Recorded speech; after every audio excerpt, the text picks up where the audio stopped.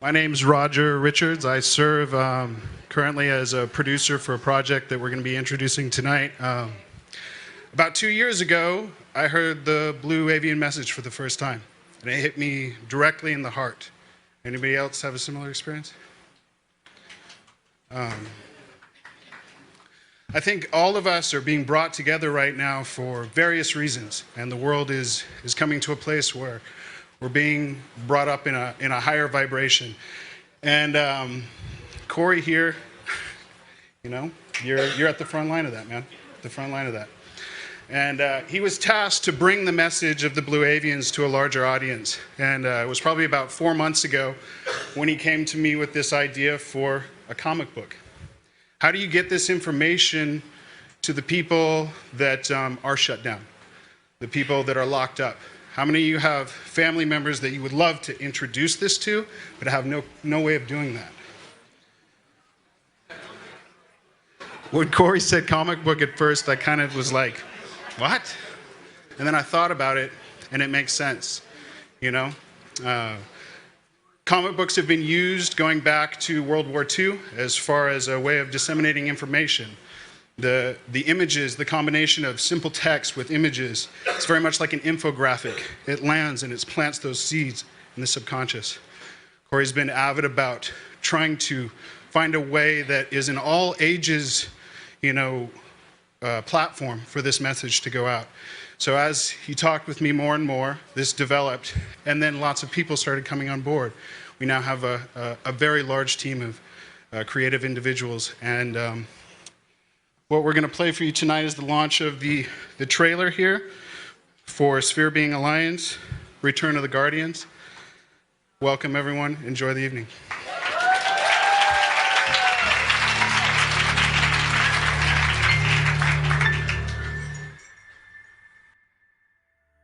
What is their message? Their message for humanity is that we need to become more loving, we need to become forgiving of ourselves and forgiving of others.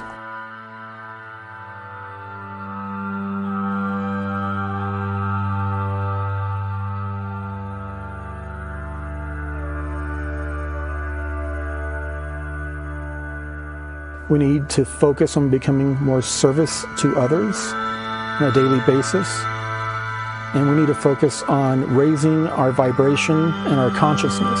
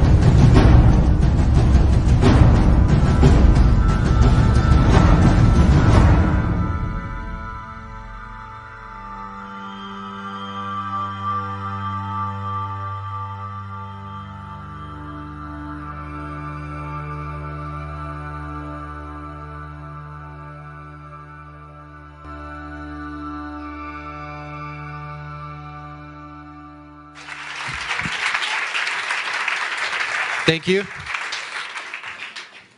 Is this a sign?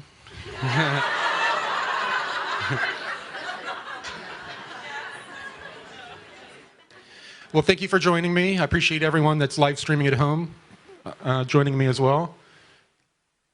Let me position myself.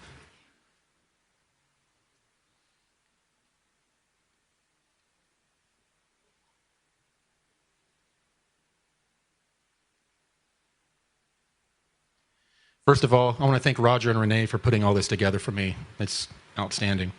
Thank you.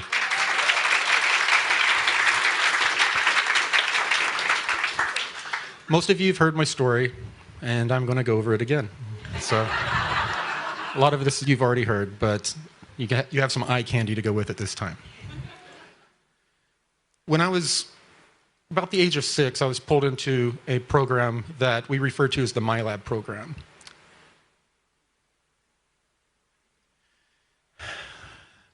They identified me through standardized testing originally. Come to find out that my family has been a part of a multi-generational experiment as well. Going back to World War II, when my grandfather took part in Operation White Coat. So, yeah, this was something that I was sort of born into that I found out about more recently. In the past, children were selected through standardized testing in public schools. Currently, not as many children are used. They're used in different smaller programs, but for the most part, they're using clones. And the clones are assets that they see as a little bit more disposable than the children that they were exploiting.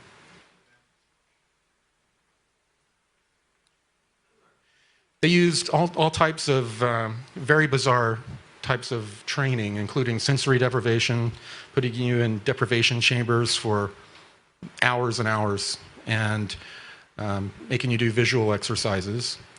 They would also put us in very bizarre and upsetting virtual reality scenarios and see how we would react and do personality profiles and decide how they're going to use us in the future. And they were doing all of that to desensitize us to violence and seeing other people violated, which is difficult to do with children that are intuitive or empaths. But they were giving it their best effort.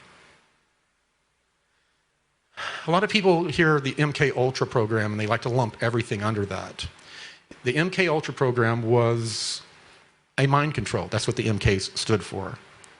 All of the other Ultra programs and related programs, they had different training, they had different agendas. But we've pretty much been lumping everything under the MyLab umbrella since it's gone public. And we're all under mind control. Every single one of us. We're socially programmed by the norms around us. We're programmed by television, movies, media. And we're getting to a point where we're starting to break free from that on an individual basis.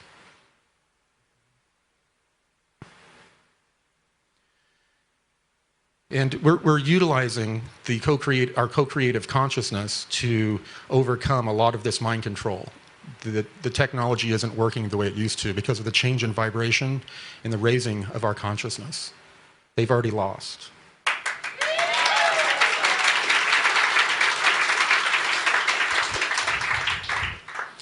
Many in the MyLab programs, once they're put back into their normal life, they are mind wiped, blank slated, but they exhibit symptoms of PTSD, but there's no real reason for them to have PTSD.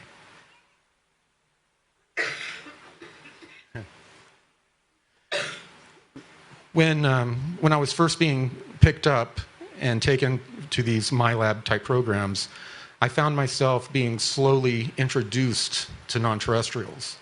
That you would go into like a virtual reality setting where they put the goggles on you and you're sitting in the chair, and there would be a bunch of military and medical people in the room. And then when you took the goggles off, there would be a gray alien sitting at the table. They would just spring it on you. And yeah.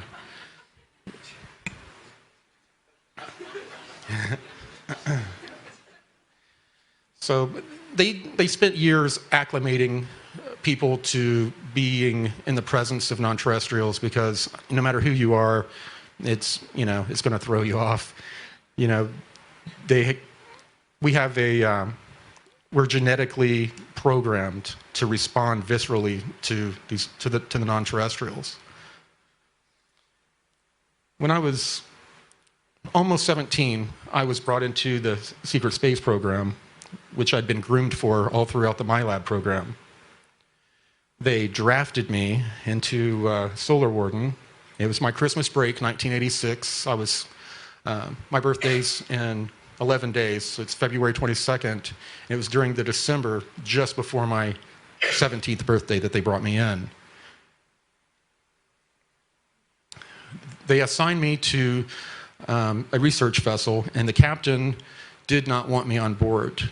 In the past, they had put what he called children on board, and they cried for mom, and it took about a year for them to acclimate, and he did not want to go through that. It was too disruptive.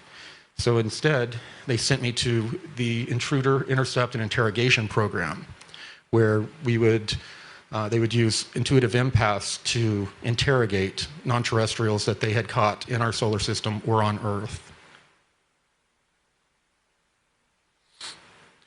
When I was I was in that program for about a year, just under a year, and then they reassigned me back to the Summerfield. And I worked for scientists and engineers. When I was working on the science side with the scientists, they called me a specialist, and I was a technician when I was working with the engineers.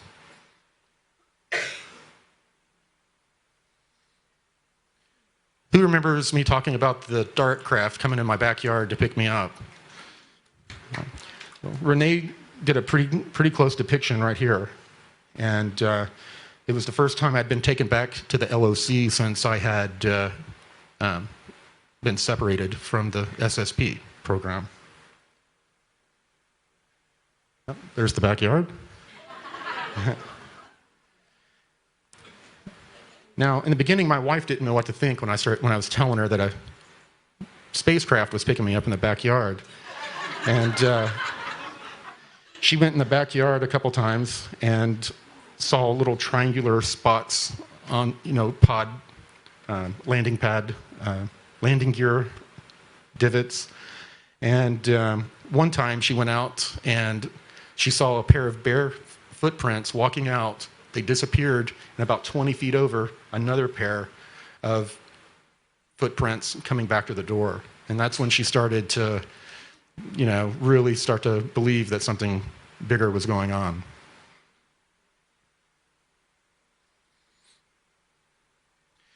Okay, the Lunar Operation Command, you notice it's shaped like a swastika.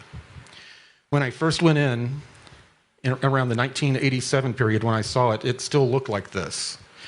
When I was separated, when I was coming to get debriefed, they had purposely built around it to break up the look of the swastika, so it no longer looks like a swastika.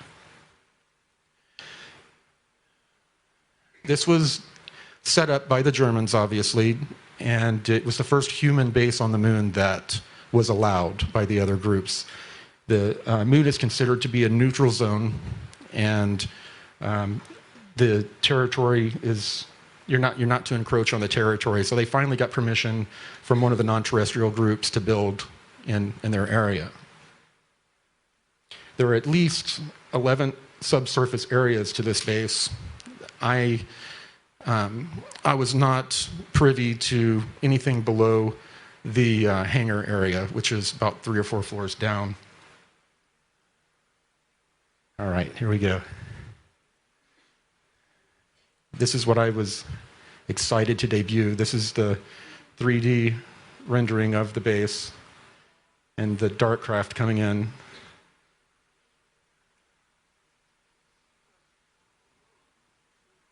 Not bad. So I've told the story how I was walked to the front of an auditorium at the LOC, and they just walked me to the front and left me and didn't tell me what was going to happen. And when I was sitting there, the room was filled with all types of people, including military and people that looked like they were political.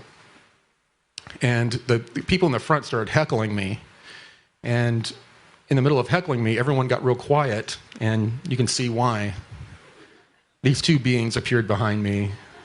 It's the first time he had ever seen this golden triangle-headed being, and it was just kind of, I don't know, it's like it was underwater and it didn't have any bones. It was just it was weird. And it used its toes as tripods, and it was going up and down on those as well. And so that got the attention of all of the people in the room, and then they started to ask me questions, and Tier Air was answering through me.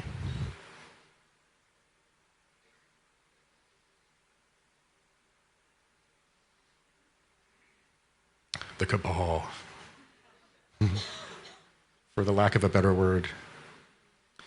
The cabal is not a single group that cannot be defeated. It is a group of loosely knit, materialistic syndicates. They're just criminal syndicate groups. That's all they are. They want us to build them up as an all-powerful force that cannot be defeated. That's part of the mind control. And as y'all are seeing, it looks like their time is done. It's becoming so obvious. Yeah.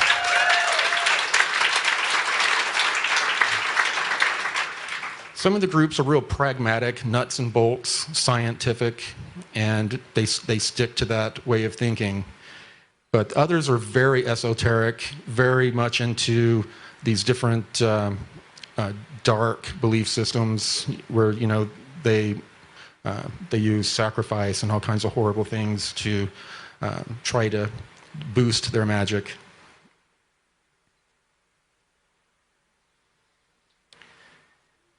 I think we've talked about it on Jimmy Church's show. Very recently, after the change in administrations, the military-industrial complex, after some changes, started to send Marines into some of these FEMA bases. After the change of administration, a lot of them were supposed to give up their power. Instead, they locked the doors. So these Marines were sent to break through all the concrete, cut through the steel, and give them one opportunity to surrender. And if they didn't surrender, they were to kill everyone in the entire base. And it was, and these bases can, as you know, hold a lot of people.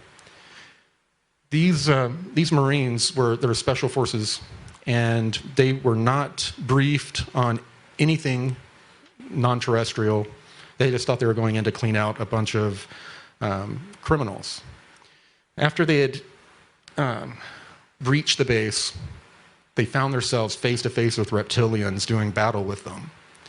And a lot of these Marines are, you know, Southern boys, you know, and next thing you know, they're fighting something that looks like the devil, according to their belief systems. So these guys were so incredibly traumatized, they couldn't function after this battle. This was very recently, in the last 2 months. Yeah, and a lot of other bases are being cleared out. This base, I don't know where it was located. It was a unacknowledged base, so it wasn't one of the ones you would hear of, like the Denver airport or any a number of the other ones. The Draco are not all powerful. They have been defeated in the past. Over the millennia, the reptilians have been kicked off of our planet.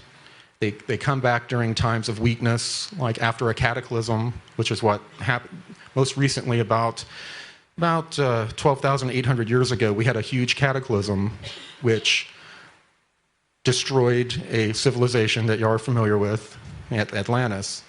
And this group was keeping the reptilians in check at that time. And after they got flattened, the reptilians came back in force, and we have the mess we have now. And apparently, they are playing a negative role, their group consciousness is. When Thierry showed me our group consciousness, it was pictured, it was shown to me as a person that has extreme PTSD and is somewhat schizophrenic. It's, you know, it has been extremely traumatized. And it turns out that our superconsciousness has been in an abusive relationship with the superconsciousness of this reptilian group. And it's like a cosmic domestic violence type situation that, and we're both supposed to be learning something through this process. There are a number of groups that make up the Draco Federation, one of which is these insectoid beings. And they have different types you've all heard of, very ant-like beings, mantis-type beings. And they genetically modify their own genome and create these types of other insectoids that some people see that have like 4 arms. They can design them to do whatever they want.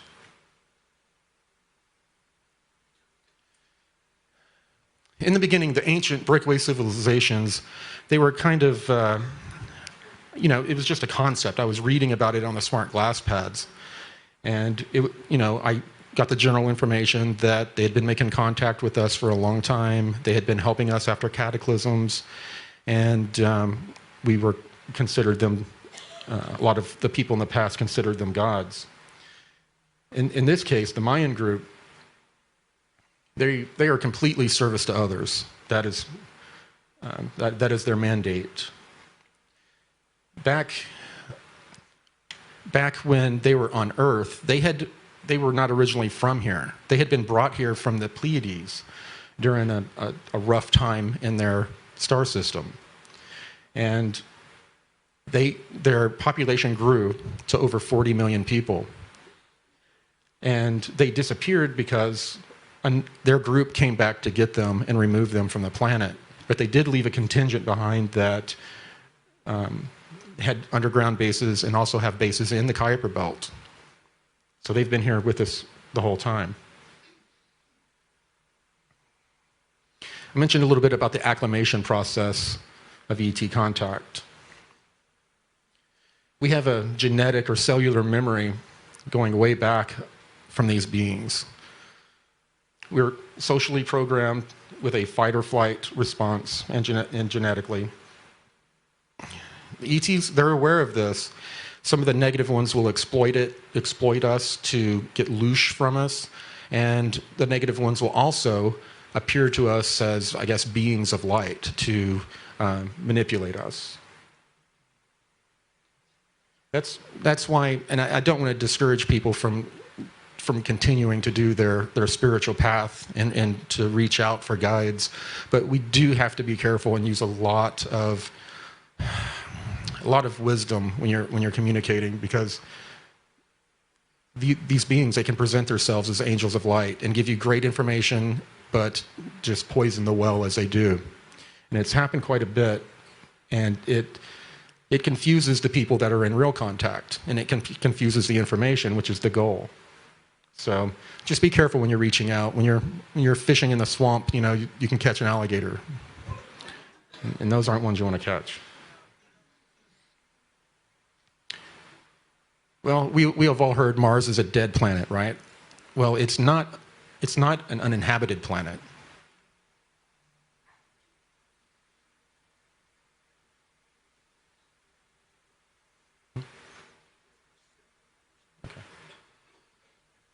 This is a declassified film of Camp Century. It's a top secret Arctic base, and it was from Project Iceworm.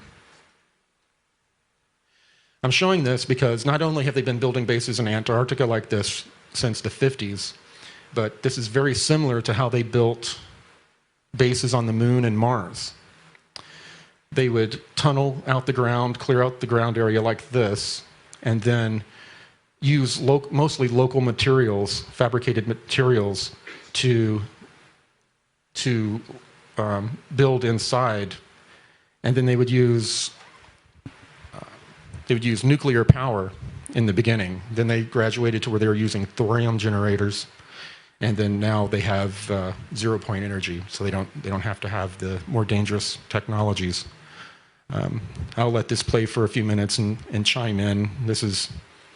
Some of you may have seen this on the internet. It was released, I don't know, like a year or two ago.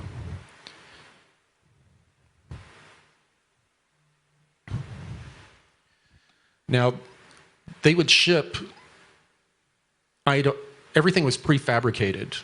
Everything had been put together on Earth, designed to go together like a puzzle, puzzle by numbers.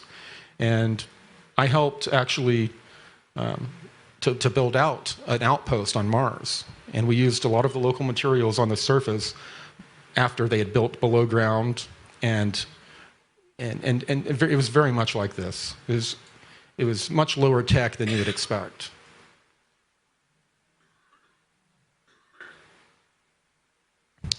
the interplanetary corporate conglomerate. We've talked about how they use slave labor. They have been in continual trade with over 900 ET species. And believe it or not, non-terrestrials from other star systems are traveling here because they love the technology we build. This advanced, there are ETs coming to trade in their used cars for cars that we built. If that's not bizarre, I mean, that's how far ahead our breakaway civilization is. Now, they don't have money in the cosmos. It's a barter system. And they barter and trade technology and biological material. And I'll kind of leave it at that. I don't want to get too dark, but it involves the human slave trade with close to 1 million people a year.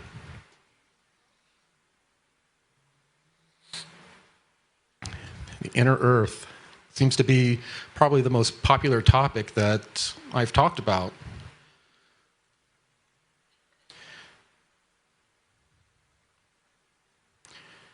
A lot of you remember me talking about witnessing the city in the deep cavern. This is an animation that Renee created to help depict it. It's very good. The only difference is the cavern was the size of a state. There's no way to really accurately depict on scale how large it was. Unbelievable. There was mist up along the ceiling of the cavern. It was, I mean, like New York or Manhattan under the ground. Inside these pillars, natural pillars, they had built into them. It looked like a bunch of condos. I guess that's where all they don't have money. I was going to say that's where all the rich people go, but they don't have money. They're a fourth density being, and apparently they trace their lineage back to the Earth, and some of them, including the Anshar here, back like 18 million years.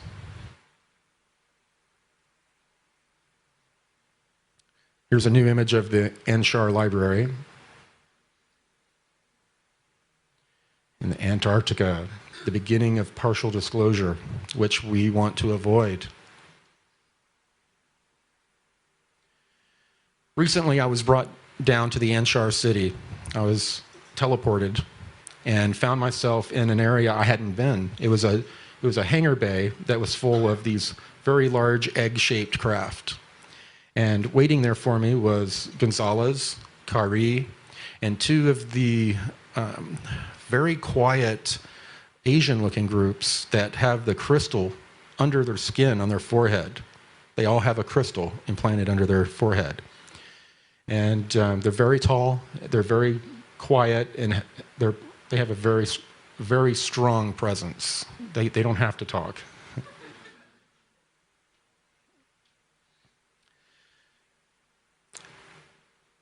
And I will continue with the experience after we got in the egg-shaped craft. They were obviously ready to go on some sort of an expedition. They were wearing suits that looked like sort of like chainmail, and when you put them on and they are activated, the chainmail just kind of the threads get tighter and tighter, and it looks like it's all one piece. The boots.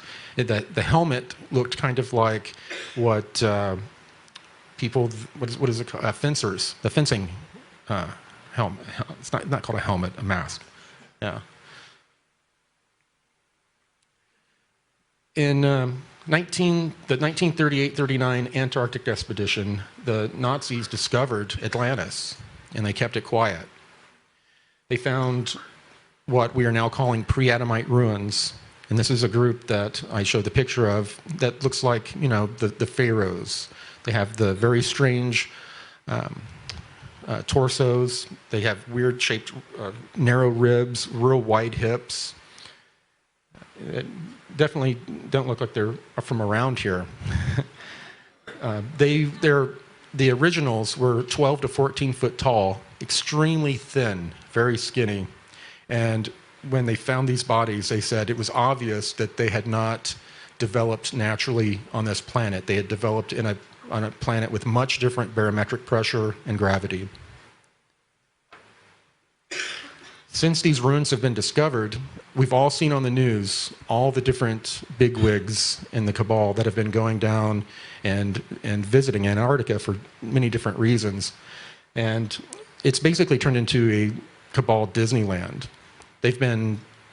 What has been discovered is they've discovered 3 massive ships that were used to crash land on our planet. And they jokingly call them the Nina, the Pinta, and the Santa Maria, because it brought this group here to Earth.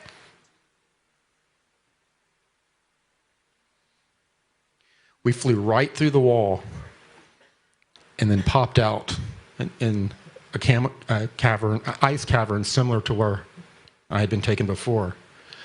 Where we landed, it was probably a football field away. They were hard at work excavating, using pressurized steam to dig through the snow and expose some of the structures.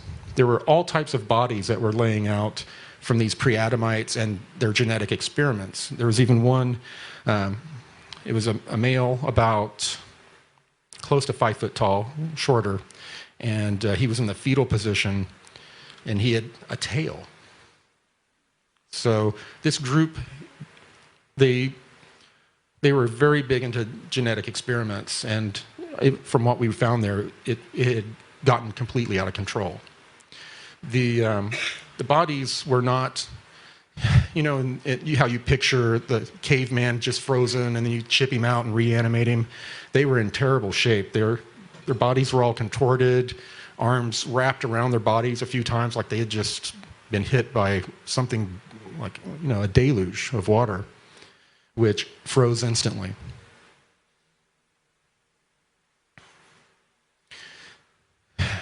After we had gone inside the library, and the two, and I don't have a name for them right now, 2 Asian-looking groups, they went in and immediately started removing,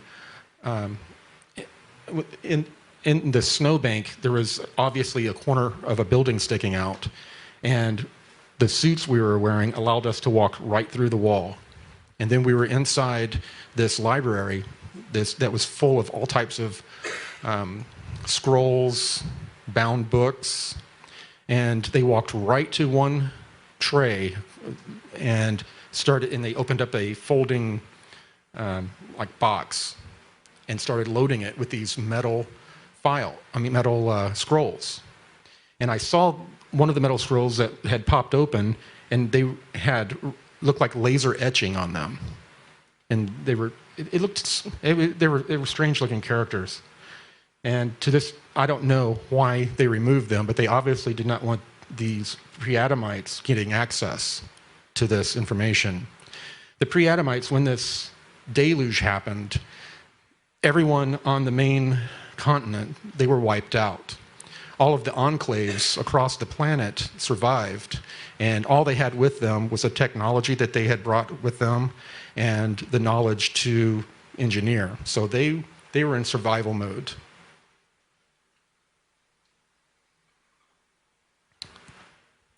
We've all heard about the Mandela effect, right? Is everyone familiar with that?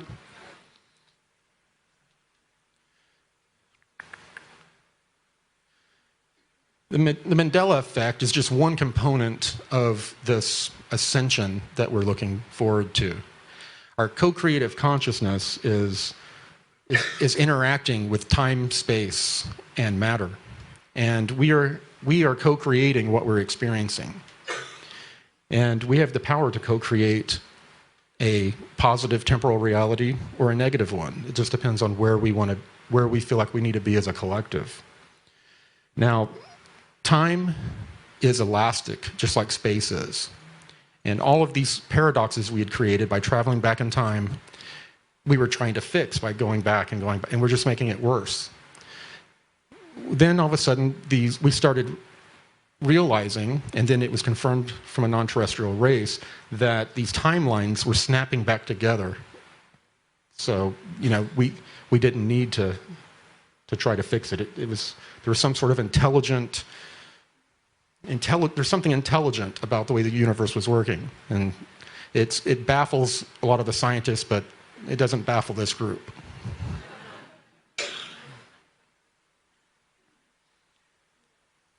Now, as I stated, ascension is going to be a co-created experience. We are creating the ascension, and we're creating it in tandem with what is happening in our galaxy.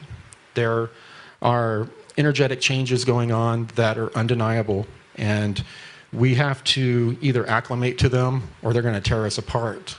And that's where, we see the good are getting better, the bad are getting worse, and I've added to it, the crazy are getting crazier.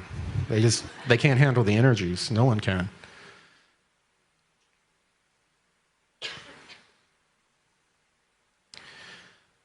Now, just about everyone is expecting some sort of a solar event.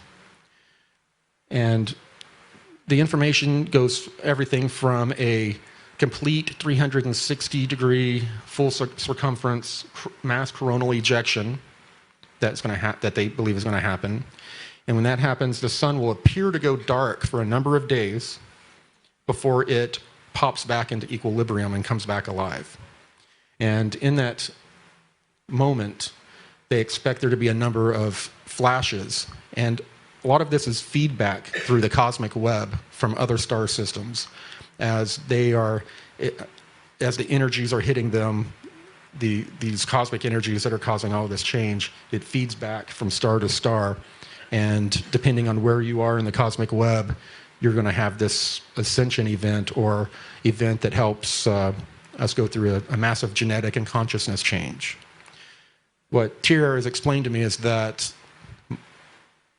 this density change that we're going to experience is almost completely a consciousness component. It is a change in consciousness. And once we have a different, broader consciousness, we realize our co-creative abilities, and then matter changes. Our bodies, the world around us changes because we change it.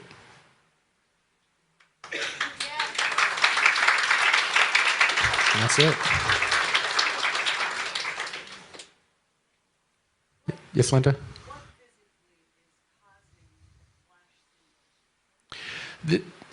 What is in different areas of the galaxy, in between, as we rotate around the galaxy, the great year or cycle, in certain open areas there are giant gas clouds, for the lack of a better word, that we've been aware of for a long time. They were sending craft out, gathering telemetry from these very hot gaseous clouds, and taking that. And that when they were taking a look at this energy that our solar system is traveling through as we travel around the galaxy, they were noticing that the people were starting to behave bizarrely.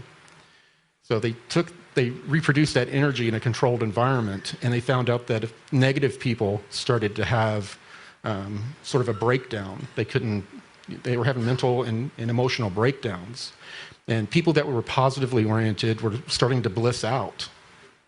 And they realized pretty quickly that as our solar system passed through this cloud, that not only was this energy going to go around the magnetosphere of our star and then feed in through both poles, then traveling to each of the planets where they have magnetic connections to, but that this energy feeds back throughout the entire cosmic web. And in our local stellar neighborhood, about 52 stars, we're in the very center, and there is a supergate that is just outside of our solar system that is, it gives you access to not only everywhere in our galaxy, but other galaxies. So it's used for travel and commerce by many different beings. So we're in a very coveted area of this local stellar neighborhood.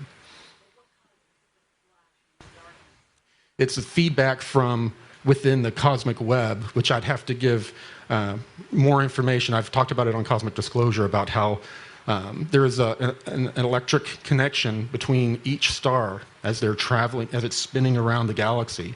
And it's like electricity. They take the path of least resistance. That's how stargates work. You're traveling through the cosmic web. Okay, well, I guess that's it. We would like people to subscribe to our YouTube channels, and we really want people to pay close attention to this project. We're really excited about it. As Roger said, you know, I've been asked, why would you do cosmic disclosure, bring on all these guests to legitimize the information, and then go the route of sci-fi? And Thierry had basically told me that what we're doing here is a great job, but we're preaching to the choir. We need to reach out to other genres and plant these seeds in their consciousness. And if we do so, we can bump that 100th monkey effect up to a millionth monkey effect. And we can use this medium to help to guide the co-creative consciousness in a more positive direction. And from the beginning, Thierry told me it did not matter whether people believe me or not. And he said it was of no consequence. And it was of a consequence to me, because I was the one out there talking. But I finally realized that, you know, he was right. It's not about whether people believe me or not. It is about how they process and assimilate the information. And if the Blue Avian message can help us raise our consciousness, then we're going to be ready for this energetic explosion from the sun. Thank you.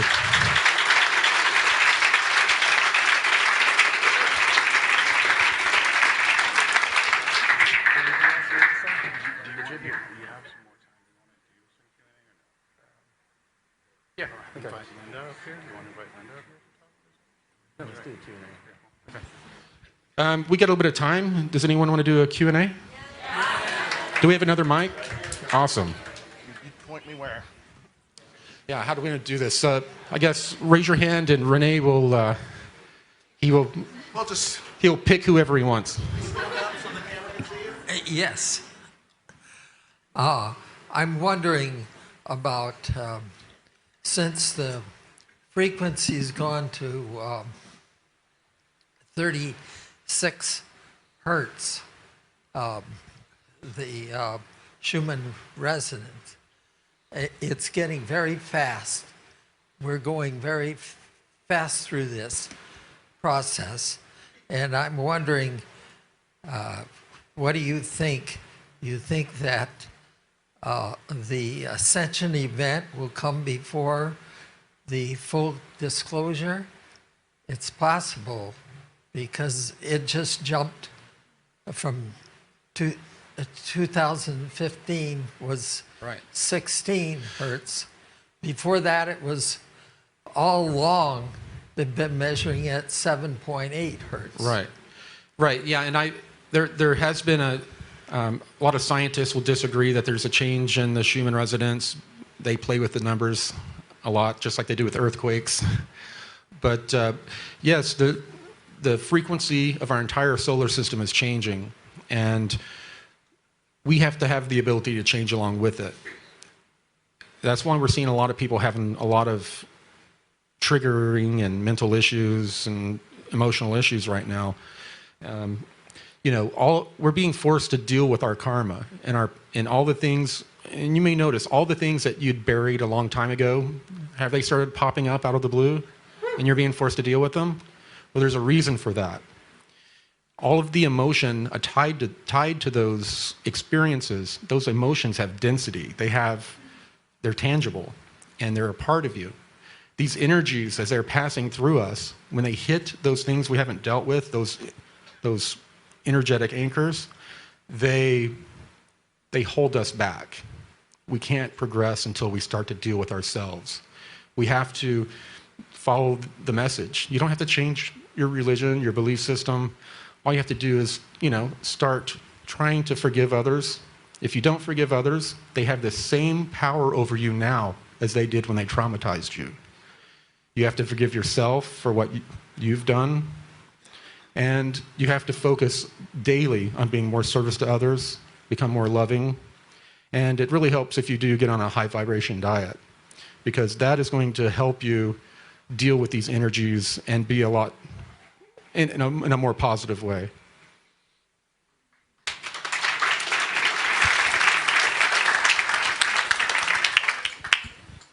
Hi.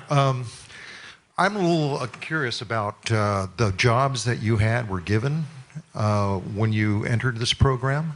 Could you elucidate? And also why you're allowed to talk about this? No one's stopping you.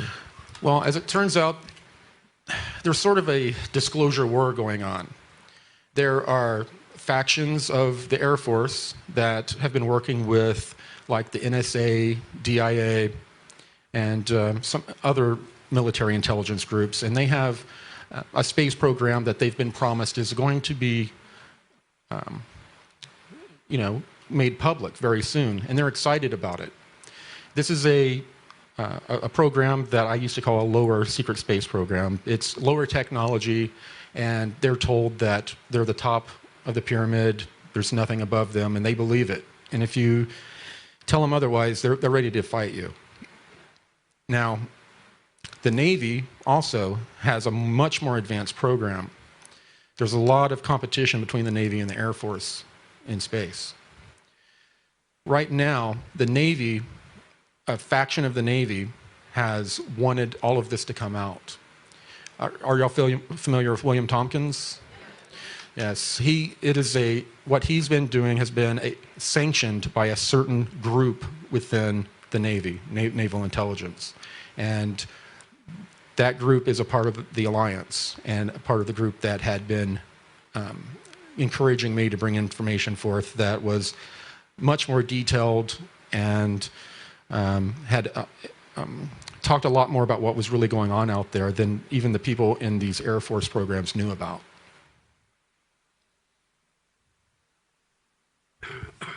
Corey, oops, sorry. Corey. No problem.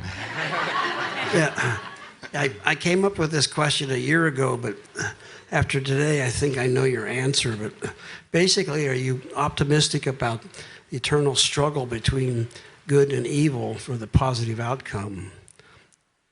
So you can rephrase the question or just say yes or no. No, you're right.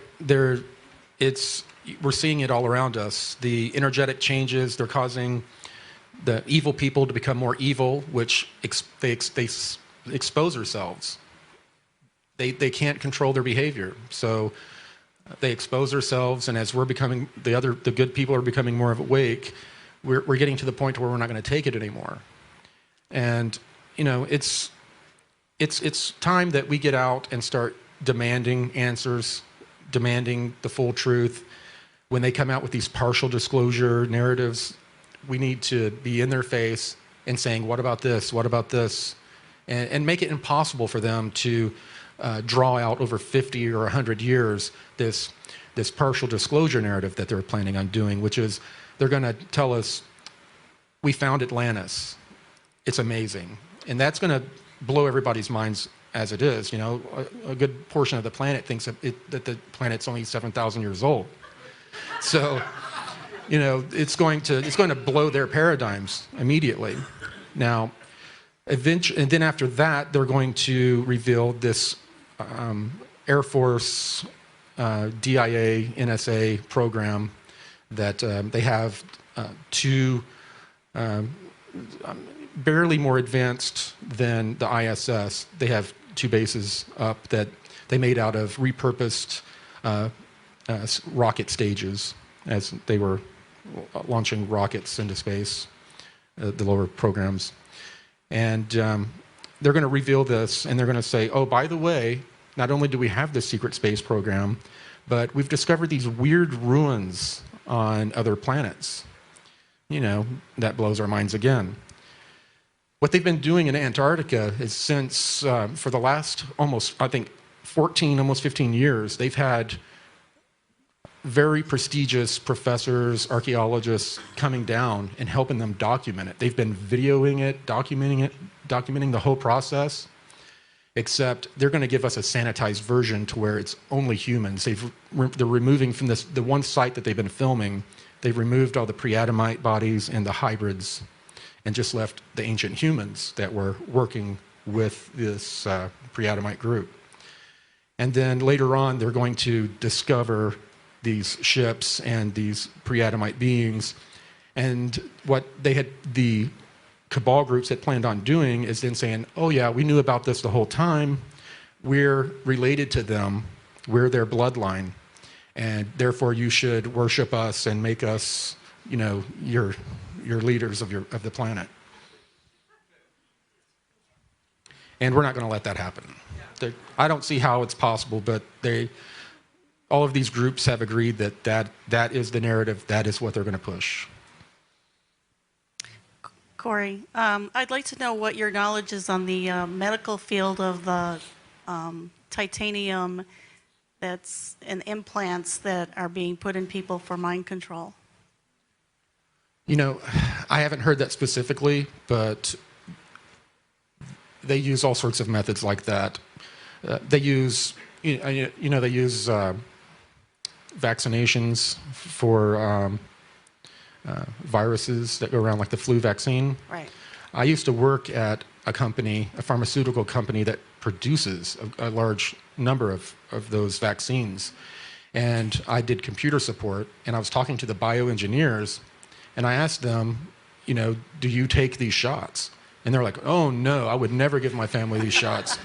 And I asked why, and they stated there are all kinds of things, genome that we put in those things that people don't know about, including insect genetics. And mercury. Yeah. But they've also been putting in nanites that are inactive, and they're activated by a field that is turned on.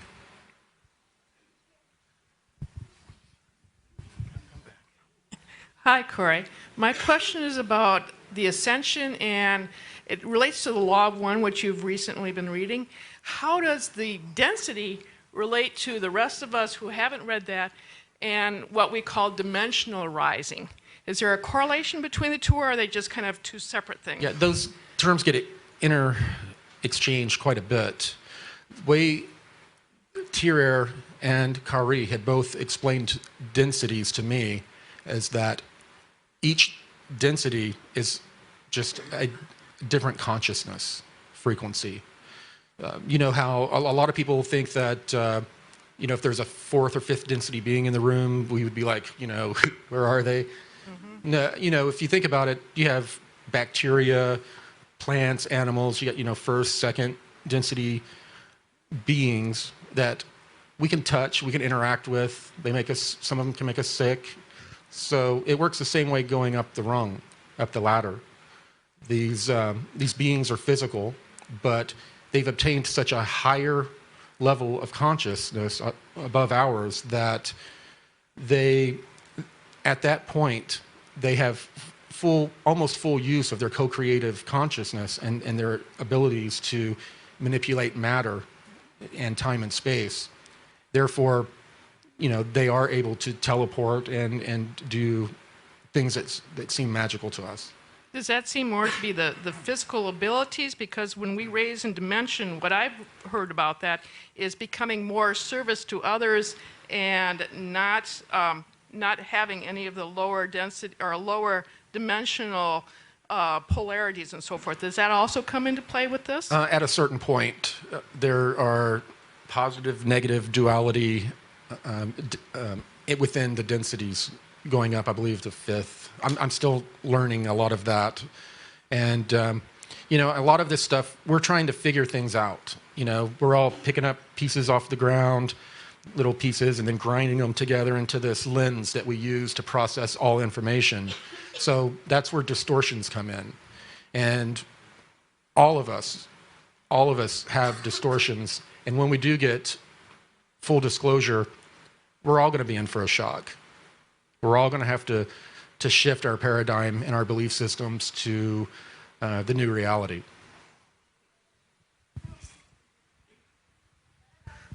Since 2007, I've been keeping a dream journal, and many of my dreams, I've experienced getting training, learning lessons, being checked out in craft, just learning how to use energy, healing, how the universe works, and there's always beings there, one or more beings, usually humanoid.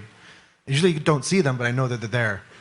Never any grays, never any reptoids, usually humanoid beings that are providing these lessons, providing this training. Those examples are just a few.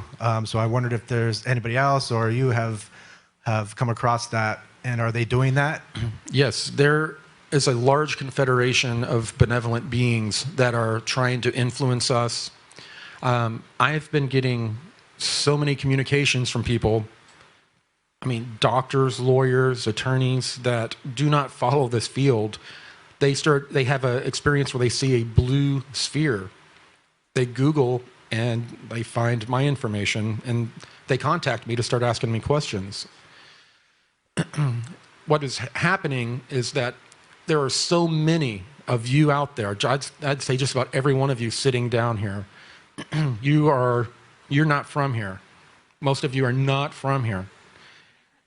There are a lot of other people like us that have bought into the lie and they forgot who they were. These experiences are trying to remind them of why they're here. And a lot of people think that Gonzalez and I are the only ones in contact with the Blue Avians. There are thousands of people out there in contact with the Blue Avians, and they've all been given different missions. Hi, Corey. I have two quick questions. The first one, right here. Oh. Hi. The first one is, besides doing the work on our karma and on the energy and the high vibration diet, is there anything that we can physically do to prepare for the ascension? And the shift in the energies, those energies. And then the second question is, what can we do to help? Is there a way to donate money? Do you have a vehicle through which we can donate money to support what you're doing and to support this whole process? And what can we do? Just let's say this is the first time I've heard you speak or I know anything and I walked in. What can I do to help? Yeah, I do take donations. I'm hopefully starting to get to a place to where I will not need donations, but we are crowdfunding this campaign. And our website, Comic Disclosure, did go live, and if people want to donate, they can there. And I'm sorry, what was the other part of your... The preparation is almost entirely a spiritual shift that we need to undergo. And our bodies and spirit, mind and spirit, are so interconnected that on the physical level, we do need to start being careful what we're putting in our bodies, what information we're putting in our minds. There's so much negative information or tainted information out there. It's really hard right now. Using discernment is very difficult. There's too much to discern. So this is going to be more of a spiritual type of answer than a physical one. Something or protect them from something. So have you been aware of that happening? Yes. To people? Yeah. Okay, Yeah. great. Yeah, it's happened to me, and the crew I was with on the Mars expedition. Yeah. Okay, cool.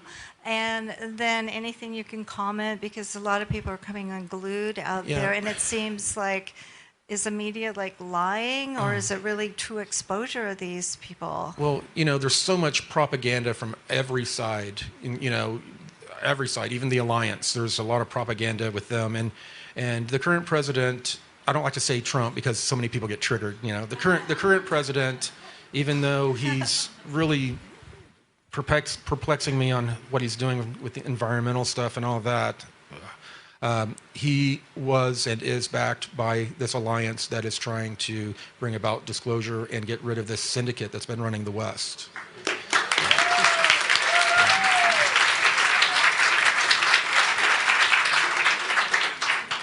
Hi, Corey. Have the Blue Avians or anyone told you exactly how many dimensions our universe has? And would it be 11, which I could be wrong, but I think our current quantum physics says it's 11 dimensions. And could that, if in fact it is 11, Is that why so many people see 1111 around, or some multiple of 11? That's a good question, because I see it all the time too. It's bizarre. And usually to me that just is a synchronicity that means you're on the right path. Now, Tier Air had told me that there is an infinite number of densities. Now, I say infinite because everything is designed to return you to source. And if we're all one, and we're like fragments that are all trying to return back to source, and we have to go through these densities. Now, dimensions, parallel dimensions, there are infinite parallel dimensions. Recently, Stephen Greer went on record saying you're a really nice guy, but... I'm brainwashed. Yeah. That the human trafficking that you talk about out there is a falsehood. And I wanted to see if you had a response to his claims on record. Yeah, you know, he's had his briefings. I think a lot of his briefings have come from the Air Force faction, and they believe what they're telling him, and I don't see why he would have a reason to doubt them. So, you know, the positive, negative aliens existing, that's just a belief system. You know, we all have them. Science is a belief system. So I can't fault him for having his own beliefs, because we all have our own beliefs, and not everyone's going to agree with me. And, you know, there's some stuff that I'm sure I've gotten wrong, that when we do get a disclosure event, you know, I will see that there are some things that I'm human. The things I observed on the glass pad, that was decades ago. So, I really don't have anything against him or any negative feelings towards him, because I know that he's on his journey and doing the best he can, just like each of us are.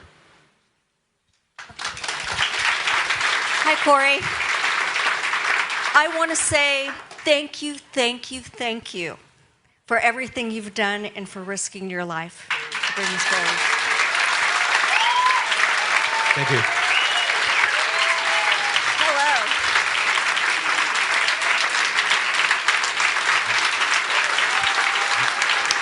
Thank you.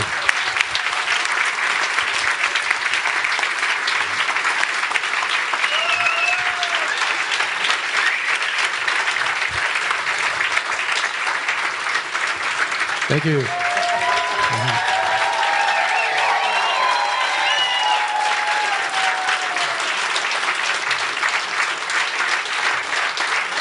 You're all going to be on my next vlog. Well, I think we're getting close to the end here. Yes.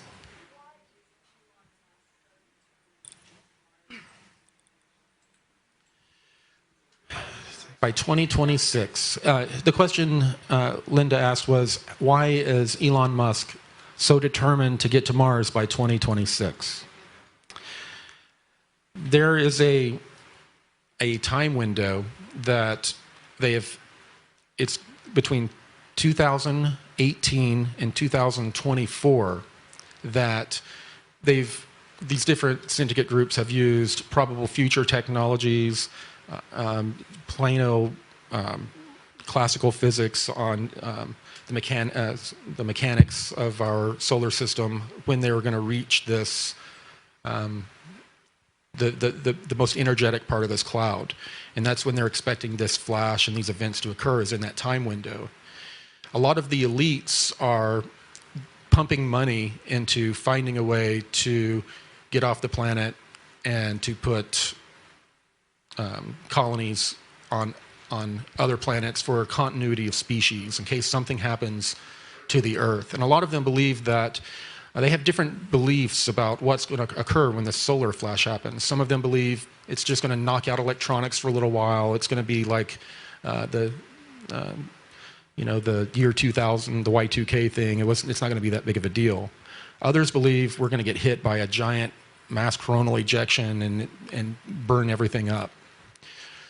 The groups that believe that are seeding information to people that have the resources to go off planet to start to do a continuity of species program, which we've already had since the 50s and 60s. We've already been creating vaults out in a place that you asked me about that I said I couldn't say a whole lot about at Contact in the Desert. I was trying to be quiet here. There are continuity of species vaults that they plan on using to repopulate the planet, or also after they terraform Mars. So Elon Musk, his agenda, I believe, is a good one. He's wanting to, I guess, break free from the control system that wants to keep us out of space. And same with Virgin Space. They're trying to get out and not only set up a situation to where there would be continuity of species if an event happened on Earth, but they also are wanting to start to take advantage of the vast minerals that are out there. There are asteroids out there that are a good part, like precious metals and what we call rare earth minerals, that they can mine and use. Legislation's already been passed for it to protect them legally if they, to where it's sort of like any human rights violations that happen or anything, they won't be held accountable on Earth for the things that'll happen. And that's a law that was already passed. That's out there. I can get the information on the name of the law, but Dr. Sala has reported on it extensively. Okay, we'll do one or two more. Okay, thank you again. And I'd like you to elaborate a little bit, if you could, on the 20 and back program and the timelines that you saw there and compare them to what you're seeing on your second 20. Well, when you're in the 20 and back program, you're completely isolated from everything that's occurring on Earth. You're isolated from television, radio. There wasn't the internet when we traveled back then, but they do not allow you access to any information that you could use to exploit once you've been returned to the regular timeline. So I would not have seen anything because I was completely removed from the Earth for that time period.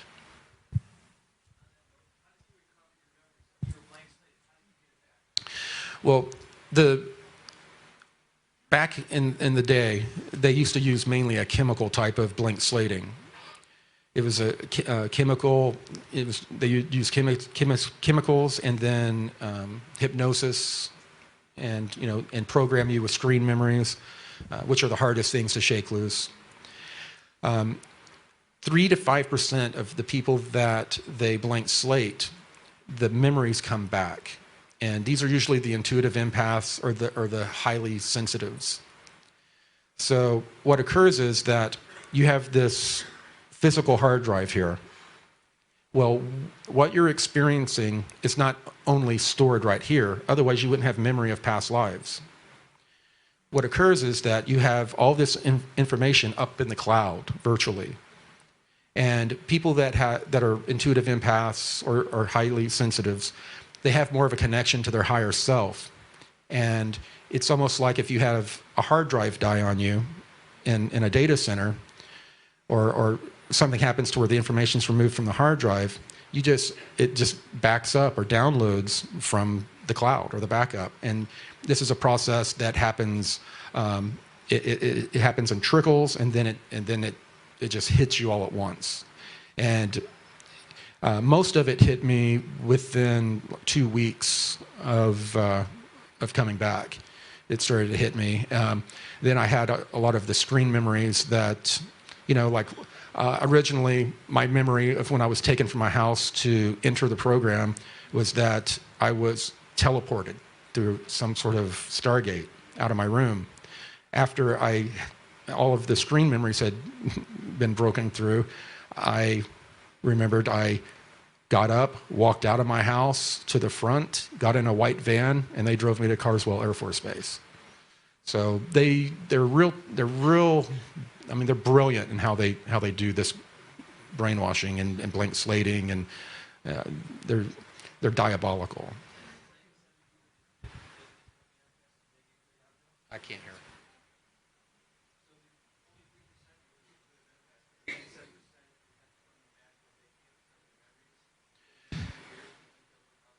Yes, well, a lot of the people that have had these 20 and back experiences, and a lot of scientists, they'll do 6 years or 8 years, and they'll come back and they've been not only have they been blank slated, but they've been given screen memories that causes them to have a reaction and be the biggest skeptics of all. That they just won't, that's just crazy talk. When they were up there serving. So it's different with each person how they can't use the same type of blank slating and mind control with each person too. They have to have a personality profile and understand how it's a huge process, and it's a very involved process. It's not just a matter of them giving you a shot, giving you a false memory, and then patting you on the butt and saying go on your way. It's a huge process. One more. Hi, Corey. Where are we? I'm right here. Oh. Hi. Okay, my question, hope it's not too silly, and it might have been answered already, but it's pretty simple. It's concerning what we're going through right now and all the protesting that's happening all over the country. And to me, I've been having mixed feelings, especially my generation's been like a generation where they want to stand up and they want to be heard. Yet I feel that the tactics of protesting might not be the best from my perception. My question to you is, what are the blue avians? What would be your advice to this whole rising of protesting against something that we know it kind of has to happen and whatnot? Well, I do believe that there need to be protests, but I do know for a fact that the control structure right now, it's divide and conquer. And they know that the gig is up. They want us to be at each other's throats, because imagine all of that passion being directed at the control structure and how quickly they would, it would be over. They cannot allow that to happen. So if we can redirect this passion, it would be a good thing. Yeah. Thank you. Thank you, everyone.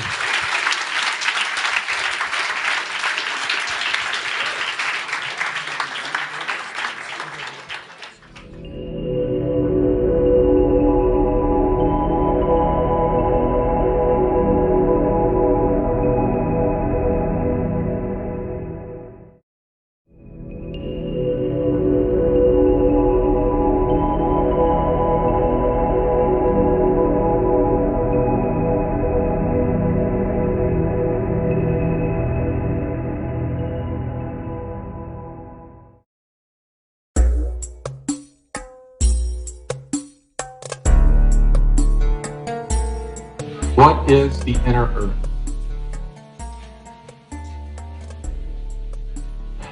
My first, introduction to any of the inner earth information was on the smart glass pad.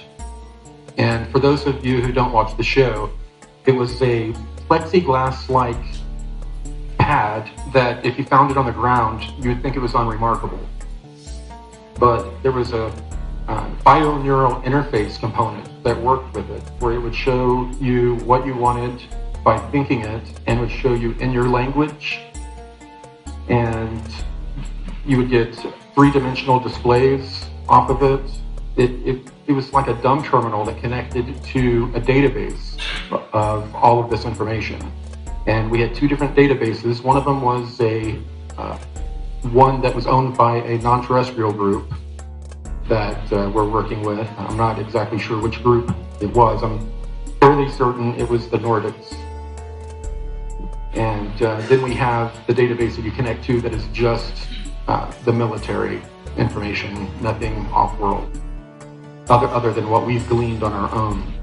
So a lot of the time I spent on the research vessel, it was quite boring. I was either wiping down the walls, setting up or breaking down modular modular rooms for different experiments. So we would get a lot of time to look at these smart glass pads, and for some reason the inner Earth stuff got my attention. I really liked it. And there was a decent amount of information, but it was only probably in the late 70s that some of these beings that were connecting to military types, they were saying they were from a different star system, and it turned out that many of them came from below the Earth, and they were just telling us that for operational security, so we wouldn't, come down and ruin the good thing they have going. And as it states, we had access to a lot of very high-tech data. I was not super scientific-minded, so I stuck to the outline information more than I did the actual scientific papers, which I would tend to get lost in. There are major cavern networks all around the Earth. A lot of these have to do with the creation of geothermal activity, like lava tunnels. Some of them are quite large. Others come from rift systems that have been exploited by non-terrestrials many thousands of years ago. And they had connected rift systems with tunnels that they created. And this was the ancient builder race that disappeared. And since then, different non-terrestrial groups, inner Earth groups, and military groups have been exploiting the same underground waterways and some areas the size of Texas that are open underground. Some of them are so large that condensation builds up, they have rain, they have misty type clouds. The art that I've had depicted, you cannot recreate the feeling of when you walk into a giant cavern and look around, and there's no way that you can really depict the size of these caverns. Amazing. Most of the cavern network that are used by non-terrestrials and humans alike are, at the most, usually about 40 miles deep or less, within 20 to 40 miles. Interestingly enough, there is some sort of UN law, just like if you go out in the middle of the ocean, you're in international territory where certain laws don't apply. They've written laws like that for space, but also if you go a certain depth in the Earth, after you get a certain miles deep, you're in international territory. You're not, if you went directly below somewhere in Texas, I can't remember how many miles it is, but once you get to a certain point, you're not considered to be in America anymore, and American laws do not apply. That's why they do a lot of their unacknowledged, as Stephen Greer has said, programs is another way of saying illegal. They're not legal. So people that are bound to keep secrets in unacknowledged programs, these are illegal programs, and they shouldn't be held accountable for leaking that information, in my opinion.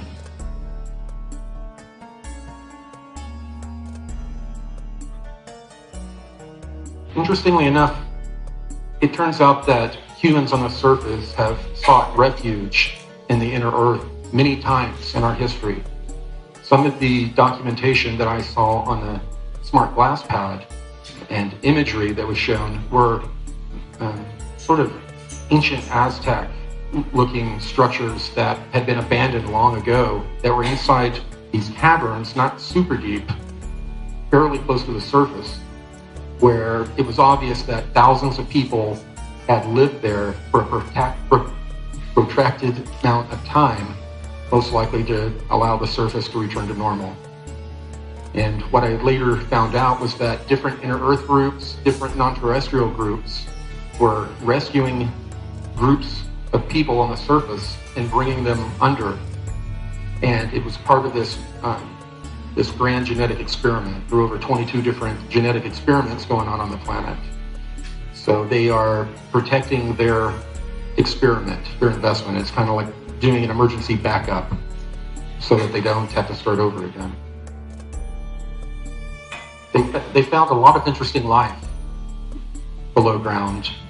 Most of it's been, a lot of it's been reported, but there are some that it would seem like a sci-fi movie. Giant, not exactly mushroom looking, but fungus that give off blue light. Some of them give off like an orange light, green light. There are all these different types of plant-like and fungus-like life forms down there that actually give off light. They'll break down dead material, or some of them actually break down the walls and themselves and pull minerals out of the cave walls.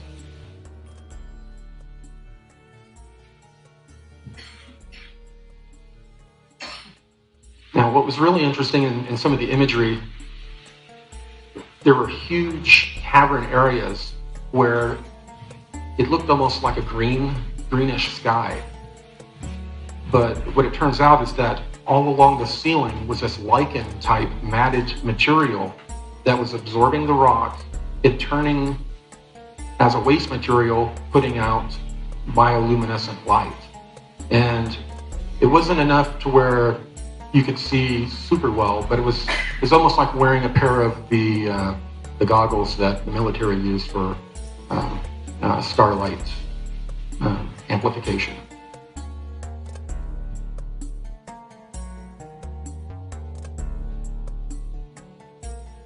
Of course, we're going to find all the things that slither and crawl down there, and most of them are either blind or have zero pigment in them at all, which I don't think is very surprising. Yeah, the salamanders look really nasty, don't they?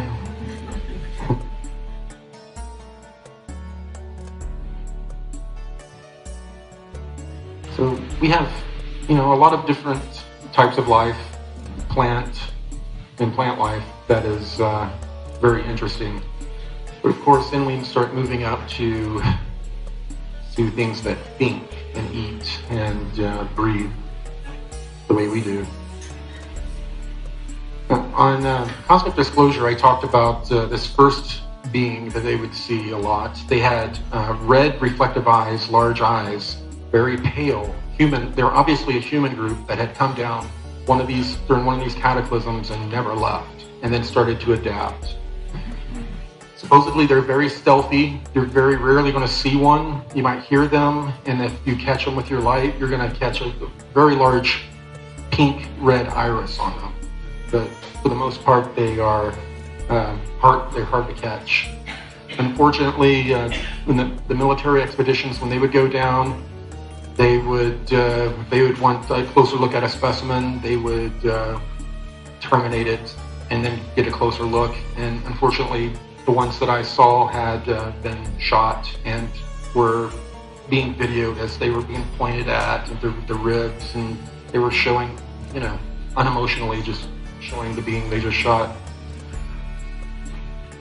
There are tall black reptoids that control different areas below ground, and they seem to have their own agenda. A lot of them have mainly been seen in the Middle East and Northern Africa type areas underground. Now, there was a comic book that came out a long time ago. It was, can't remember the name of it now. They were talking about these very elephant-looking inner Earth beings they called the Darrow, that were very aggressive, very negative toward human beings. And I had actually seen information about them while I was in the programs. I happened to be 2 years ago at the Conscious Life Expo, before I had become public at all. I went and saw Jupiter Ascending with David Wilcock, and we're sitting in the chairs, and this being pops up, and it looks so similar to the imagery I'd seen. I was like, I slightly was like, whoa. But if you see David tell a story, it's like I had a mild seizure next to him or something. He likes to over-animate everything. But yeah, that movie had some interesting disclosure in it from a very dark perspective.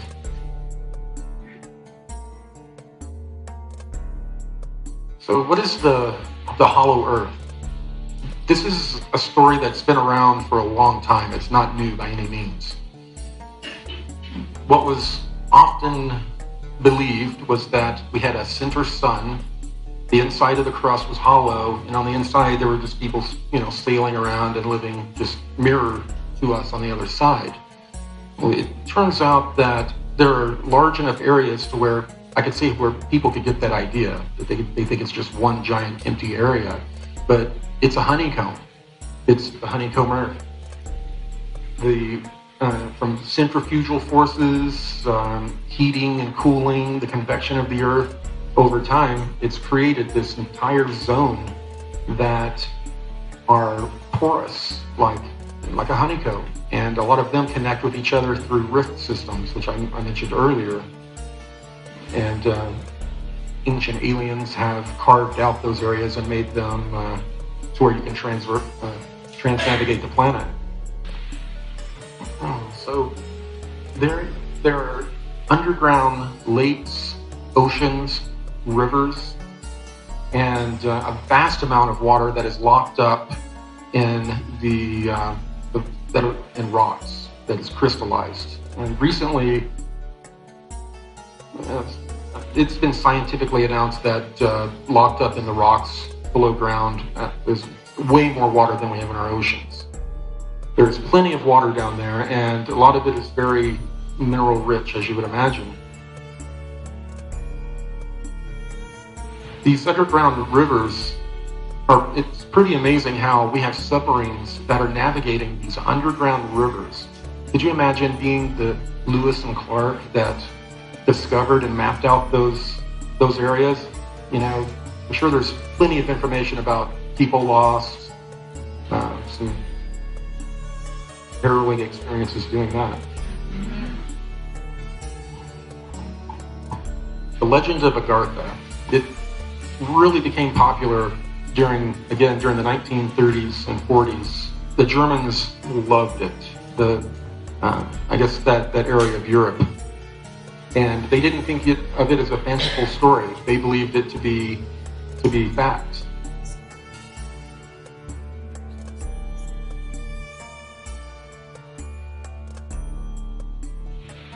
These subterranean civilizations were called the Agartha Network.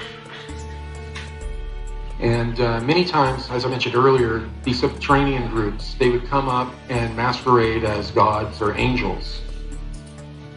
And as we became more sophisticated, their story had to be more sophisticated. Then they began to tell us that they came from different star systems. There are definitely other beings from different star systems that look very similar to them that are visiting us. So a lot of people think that I'm trying to say, well, people from Andromeda or this are lying.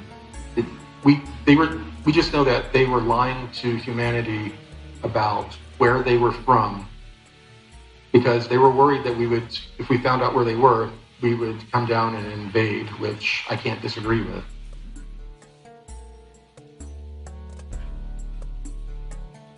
And of course, the Agarthan UFOs, they're called the Silver Fleet, which is interesting. One of the groups that I met that were associated with the Anshar, they have a fleet that they call the Silver Fleet. I don't know if it's the same or not. Admiral Byrd he's been a character that has been brought up all throughout the Inner Earth type of stories, and also anything that had to do with the Germans being down in Antarctica setting up bases. But you can't really talk about the subject without bringing up Admiral Byrd.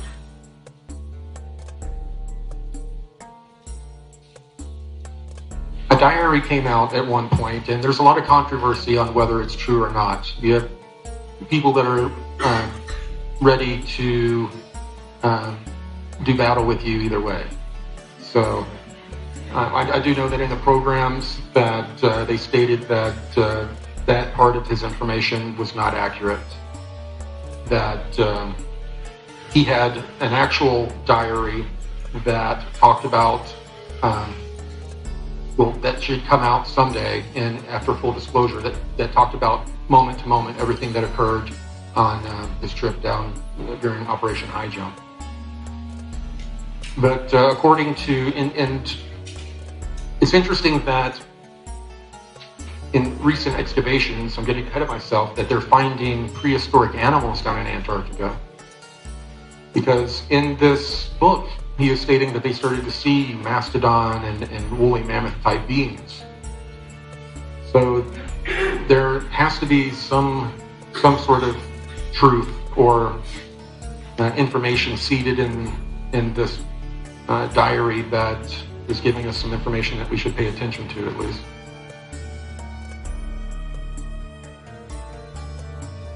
And of course, the diary claimed that Admiral Byrd was flying over Antarctica and was, I guess, flown in.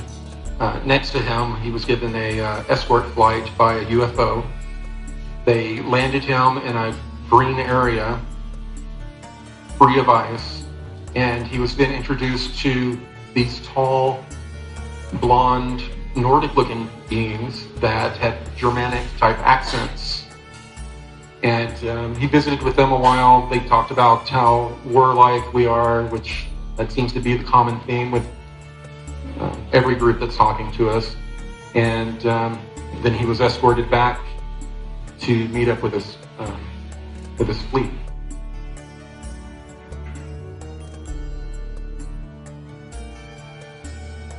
I guess everyone's heard about the Nazis, and they were obsessed with the ancient information and how it could tie in to them and their conquest. They were going all through the Himalayas, going to these monasteries that hadn't seen another human being other than the people watching it in hundreds of years, went in with their machine guns and looted the places, and came out with some very interesting scrolls that looked exactly like a schematic for making spacecraft. So that they got a major head start with some of the information that they located. Now, while they were there, they found out that, and they were interrogating these priests and monks, they found out that these monks were claiming to be in contact with an inner Earth group, and that they were protecting their secrets, and it seems that finally the Germans were able to, through these people, meet these inner Earth groups that very well, a lot of people think they're the inner Earth groups, but I'm pretty certain that it's this Nordic group, this ET Nordic group that's been trying to work against the reptilians for millennia for not necessarily control of the Earth, but to try to help us fight back.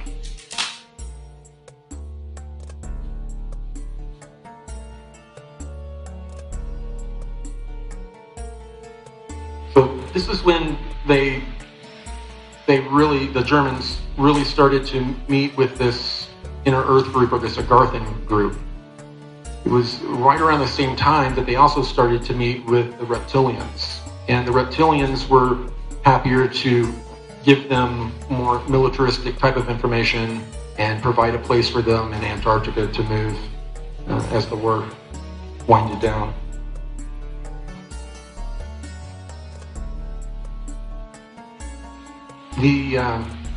The reptilians invited the Nazis into an area that was once an ancient civilization. The Germans moved right in. They were cataloging the information that they were finding, but they were just mainly worried about setting up a submarine military base very quickly for the fleeing elite of Germany.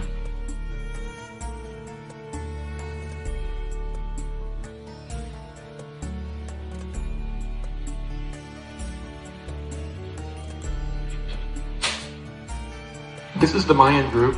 this is really the first group I really ended up getting introduced to.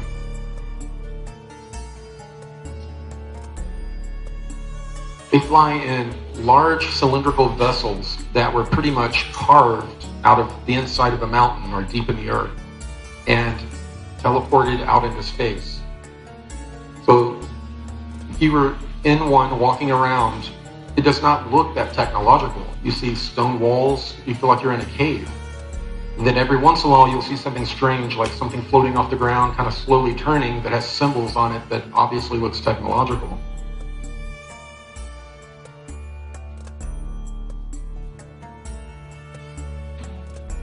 Back before I really started talking to David about all of this, and all of this came out, I had recently had a detached retina, and I was having surgeries from it. And after one of the surgeries, I all of a sudden started recalling a lot of the real negative things I was forced to do, a lot of really bad stuff that a lot of us were forced to do over that 20 years. And I was just about suicidal. I was in bad shape.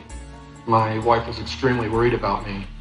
And then one night in my house, a human being pops in along with a bunch of these Mayan-looking people. And it was the first time that I met Lieutenant Commander Gonzalez. He was with them, and he was just giving me instructions because they wouldn't talk or interface with me. They brought me up to this ship and put a halo device on my head. And they used their technology, their healing technology, to help me, I guess, not really forget, but file away some of those memories. They told me there was no positive reason for me to have access to them at this point. And a lot of the other memories, somehow they removed the emotional charge associated with them. So I could have the memory and not have the flow of emotions that were associated with it. This helped me quite a bit. If they hadn't done that, I never would have gotten to the point to where I would have been able to, talk so openly about this information. Most recently, they've been doing a lot of further help with me. It turns out that all of the blank slating that they had done to me, the experience in time in these high magnetic fields that these torsion field drives have on our craft, they're not good for your neurology at all over long periods of time. So a lot of people, when they come out, they start having weird purple tunnel type neurological issues all over, memory issues.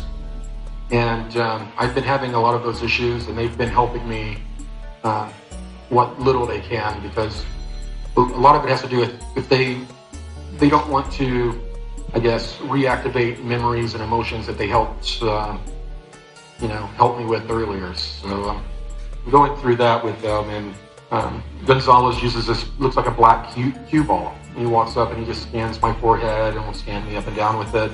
It just looks like a stone. It's hard to imagine how it could be technological. And then I finally had my meeting with the Inner Earth people. It was just a story I had read on the smart glass pad, and other than, I really didn't know what had happened with the Mayan group. I didn't know who they were. I didn't know they were an Inner Earth group. So my first experience was meeting Kari here. She's they put in their Inner Earth Virgin Priestess. She's a Inner Earth Priestess, who I guess happens to be a virgin. She's over 130 years old. When I interfaced with her, I was able to glean that. And her people, they live much, much longer than that, over 1,000 years. The first time I met, they actually teleported me down there with really no warning. Since then, they started using this ability they have. It's kind of like teleconferencing, but it's all occurring telepathically. and you would appear in this area that David Wilcock dubbed the construct, I guess, from the Matrix. It's the area that's all white, and we'll sit at a table and meet, or have a quick meeting, and then it's over. So sometimes I'm teleported down there, but most often recently it's meetings in what we're calling the construct.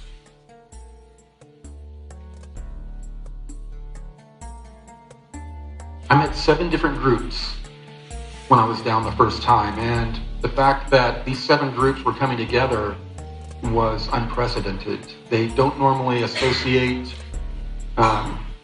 or work together, but a lot had been going on with people from Earth using new scalar type of weapons and striking deep in the Earth to try to get to them. And they were having some issues with some non-human groups that they do battle with from time to time, that things were starting to get hot for them. So they were meeting as sort of an emergency kind of meeting. And the Anshar group had a Saturn symbol that they wore. And depending which group they were, they had a different stone in each area of the amulet. There were some that looked very much like this, that had dark hair, and a completely different group that most of them they had blonde hair or sandy brown hair.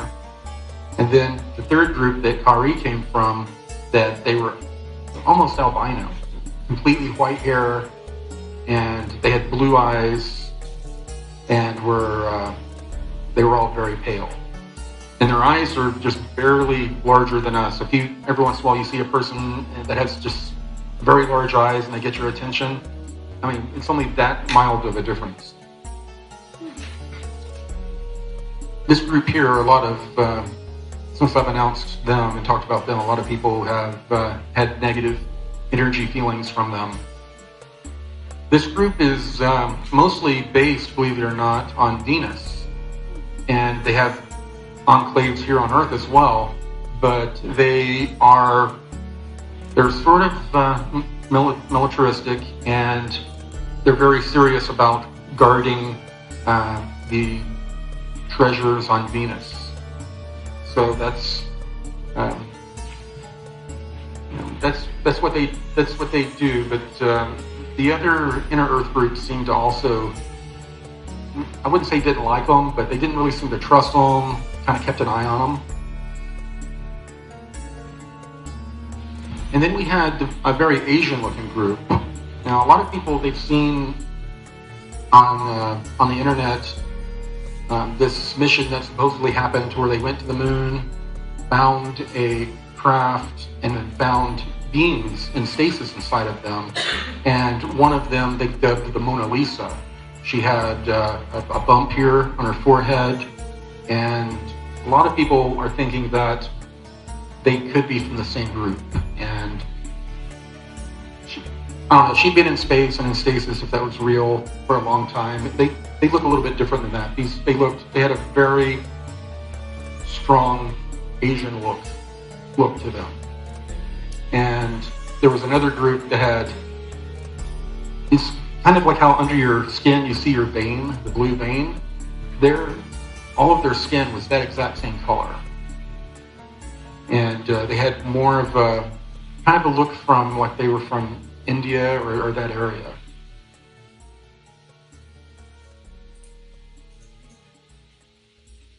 They were all speaking back and forth what I was told was a pre-Akkadian language, very strange, different sounding than what you would hear if you were a linguist. It would stand out very much. And there was an African-looking group that had a very strong, loving presence about them. It was, I mean, you could really feel it. David was surprised when I told him about this, because there are a lot of aspects of the people in the secret space program that are prejudiced. They have, I guess, issues, and they were trying to convince David that outside of the planet that there are no African-looking people, which is absolutely wrong.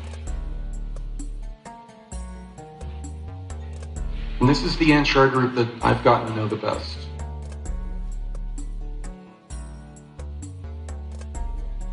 Here's the blonde-looking ones. Same amulet. This is the group here that they had a space fleet, or a fleet of spacecraft that are very formidable, that they call the Silver Fleet. And I have no idea if they are associated with the other groups that have a Silver Fleet. The Raptors are a group that seemed to be a holdover, or I guess when the dinosaurs had been removed from the planet for this mammalian experiment, some of them had been pulled underground to be kept safe.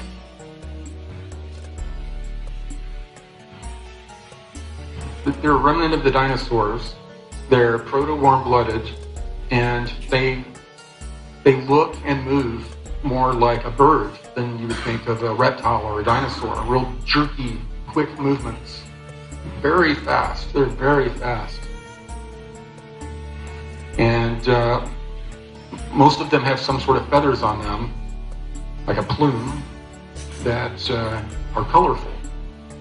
Some people think that this could be behind some of the Quetzalcoatl kind of feathered serpent stories from the Mayans. Could be. I'm not sure about that myself, but they do inhabit a lot of Central and South America. They've taken over a lot of areas, including some crystal caverns that these inner Earth groups used to use as libraries, and they lost access. And here's the ones we love to hate, the reptilians. People know more about them than just about any other race. But there are a lot of different types of reptilian types of beings. Some of them are rather short, like 3.5, 4 feet tall. They have a head shaped like the guy there on the right. That's kind of a gray alien kind of look. They kind of look like gray aliens. And a lot of people that have been abducted by them or have had experiences with them have thought that they were picked up by the Greys when it was actually this group.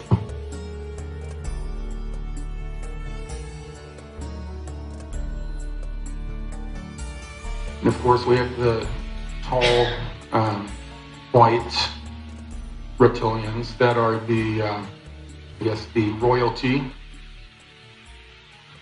These beings they're incredibly telepathic. Like, I've interfaced with a number of different types of beings, but nothing that, and I hate to use the word, but it almost seemed like rape.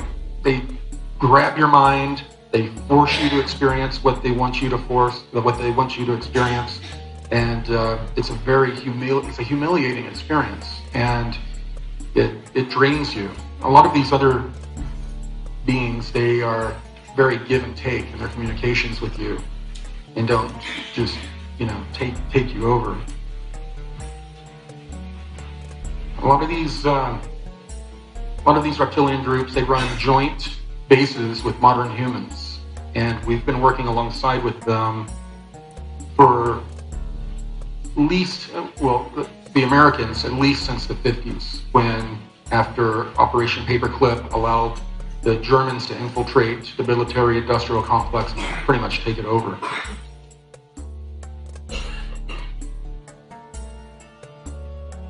So, as a part of and driving me for almost an hour to Fort Worth, to Carswell Air Force Base. That base has a lot of history going back to even Roswell.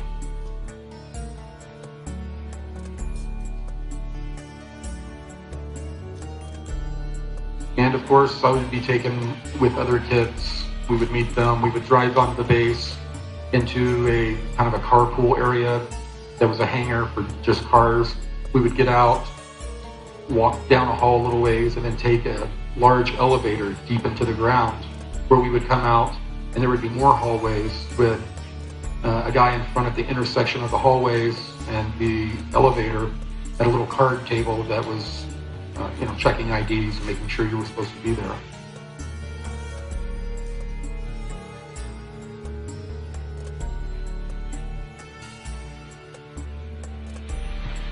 Yeah, they had, and it didn't turn out that the base, the wing commander knew what was going on. I ended up talking to someone that served closely with him, and they didn't believe me, and then I described the base where I was driven, and they were shocked. The tunnels that I went to, they had been in them. They said they were they were built during the Cold War era, and they were shocked. At this point, this is when they started to acclimate us to extraterrestrials, and we're trying to deprogram this natural fight or flight response we have. And I haven't really seen that it can be totally deprogrammed. I mean, right now, if I'm not expecting a reptilian or one of these other beings to appear here, if one appears, I get overcome with a fight or flight response, and just about everyone does, especially if they don't look like what we would consider benevolent. We have a visceral reaction. They were trying to program that out of people as much as possible, and us as children especially. So they would put us in situations in the beginning to where they would give us virtual reality scenarios and then start introducing non-humans through that way, or we would come out of being under that type of technology, and when we went into the remote viewing session, or the remote viewing, the augmented reality session, there would be like 3 or 4 guys sitting at a table, and then we would come out, and as they were unhooking us, you'd be looking around, and all of a sudden there would be a gray alien sitting at the table. And no one would say anything about it. They would just, get you all unhooked, and then you would walk out. And they started to acclimate us like that.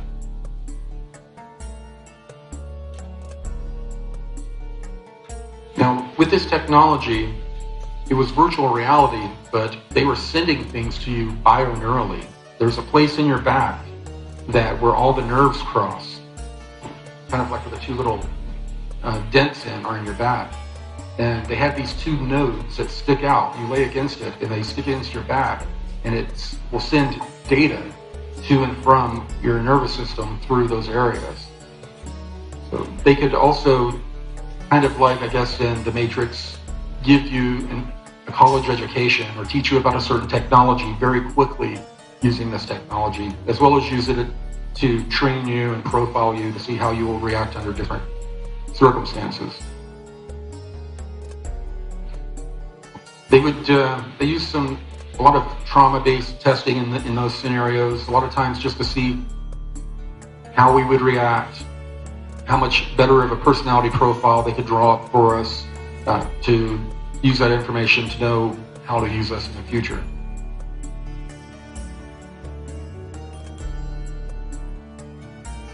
At one point, we were taken to a crystal cavern. We were first taken underground on the tram system to a location to where there were a number of submarines sitting in a cavern-looking area. They looked like regular submarines to me of the era. And this would have been probably between 81 and 83. I was 11 to 13 years old. So they loaded us all in these different subs and took us down. And where we ended up at the time was miraculous. Since then, they've discovered similar looking caves.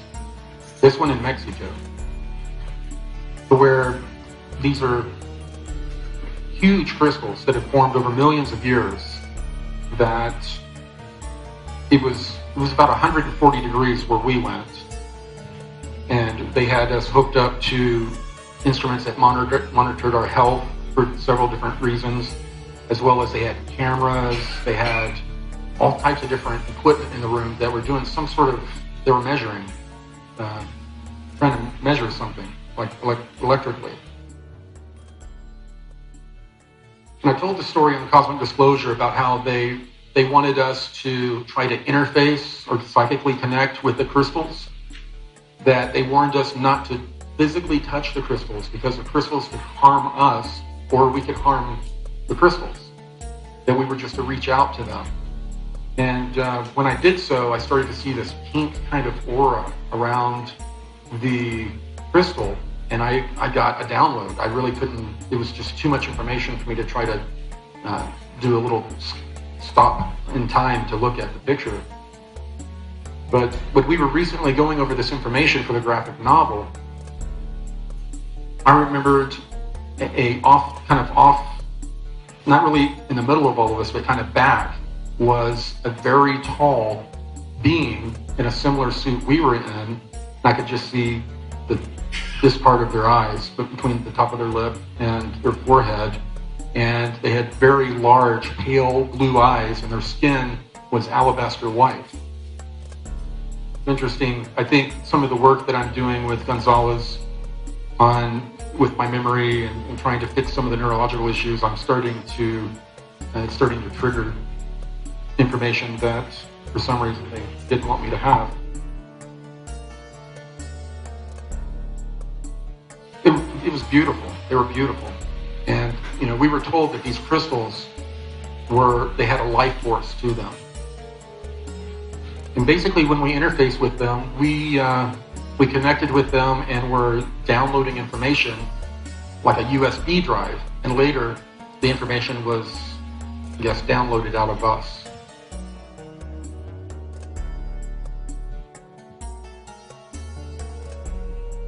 Of course, as protocol, at the end, we were all debriefed as a part of them also removing the data from us, and then we were blank slated and sent back up to the surface, where we soon got into a white van, were driven to school, and then our parents picked us up.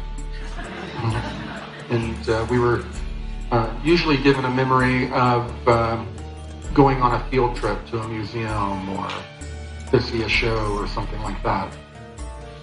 The screen memories seem to fade away very quickly for me, and about 3 to 5% of the people.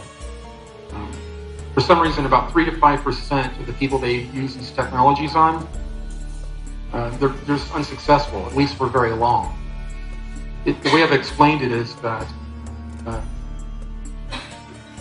how do we have memories from past lives? Our physical brains were not there to record the information. Well, obviously, we have since I was in the IT field, we have a physical hard drive and we have a virtual hard drive. And everything we experience now and in other lives are backed up to that virtual hard drive. This physical hard drive can be messed with. It can be reformatted, it can be reprogrammed, but the information that is up in the cloud, I guess you would say, can't be. And if they remove information from your physical hard drive, there seems 3 to 5% of the intuitive empaths, there seems to be a automatic download or type of thing that occurs where the information starts coming back and they're unable to erase the information permanently. This is the first time I went down to the Anshar area down in the inner earth. I was brought down. There was a bright flash. I wasn't expecting it. I was laying down, and all of a sudden I find myself, I'm laying down on a floor in a completely different environment. All of a sudden it's cooler. I can smell and kind of taste minerals. I hear kind of echoey type of sounds. I was not where I was when I went to sleep. And I was in the middle of this room, and I saw people guarding doorways kind of off in the distance. And at that point, Ari Gonzalez and a small delegation approached me. And I was still pretty nervous. They then brought me to this cleansing room, which was close by. And it was because we were on holy ground, I guess you would say, we had to remove the clothing we were wearing and cleanse ourselves in this pool. And, for them, it was not that big of a deal. But I was probably about 60 pounds heavier, and all these people looked like vegans. So first off, I wasn't real excited about taking my clothes off. And Gonzalez wasn't making it any easier. I was kind of trying to hide the best I could, and Hari comes walking up with towels and the tunic thing that I was supposed to wear, the robe. And as she was walking up, I was kind of using him in between us to block. And he saw what I was doing, and he got a real devious smile on his face, and he took one giant step back. So she gave me the robe and the little towels and left, or stepped back away, and then I was guided through doing the embarrassing cleansing ceremony. Once I had the robe on and I kind of shrugged off that experience, we headed towards the actual meeting. And I didn't even know that it was really going to be this big of a meeting, but this unprecedented meeting between the 7 different groups. And above the doorway in the main room, they had Vesica Pisces symbols above each doorway. And the little hole in the middle, it looked like you could stick a dowel piece of wood in there. It looked like it held something.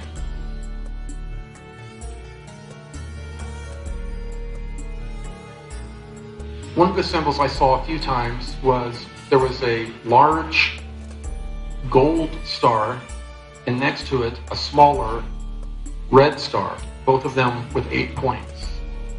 And it ended up being on the main table when I walked in for this meeting. And they had this is very accurate, by the way, the placement of it all. And this is when they started really speaking this pre-Akkadian language. And that's when they started also discussing what a threat our scalar weaponry had become to them, and how we were basically seeing all these underground bases weren't doing the intelligence to find out whose they were, and when we were attacking them, we weren't distinguishing between them. We were just, oh, there's one, hit it.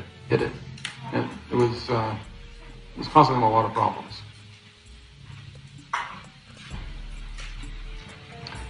When I was taking to see the city, that's when I was blown away. I walk out of this area, and it's like when you walk up to a building for the first time and you find yourself looking straight up. It's the perspective is so quickly changed on you. It was like being on a different planet.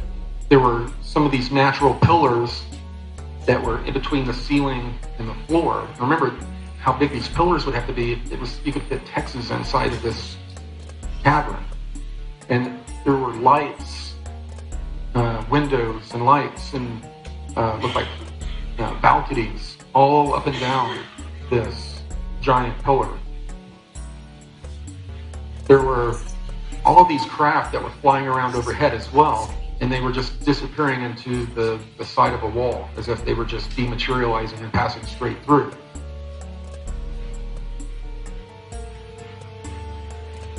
And they had egg-shaped craft, cigar-shaped craft, and irregular flying saucer type craft that were flying, and it looked like kind of like a highway.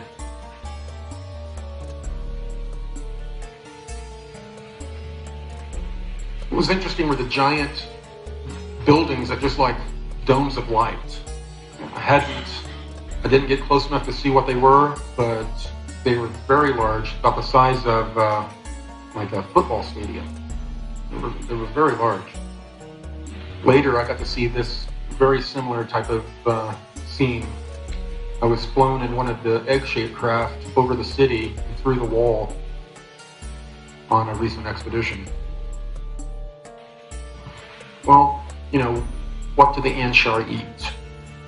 They're definitely not carnivores.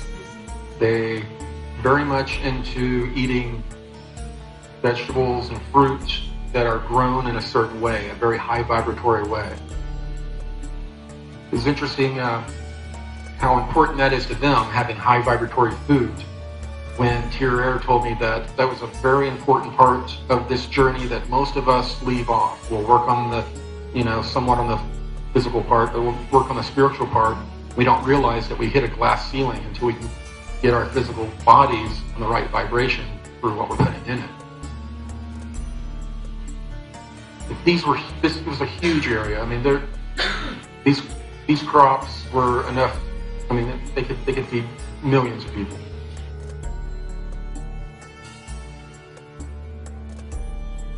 We were taken again to this other area that was kind of a park, and it had all sorts of animals in there from a prehistoric era, an area that I believe it was before the last cataclysm or the last ice age.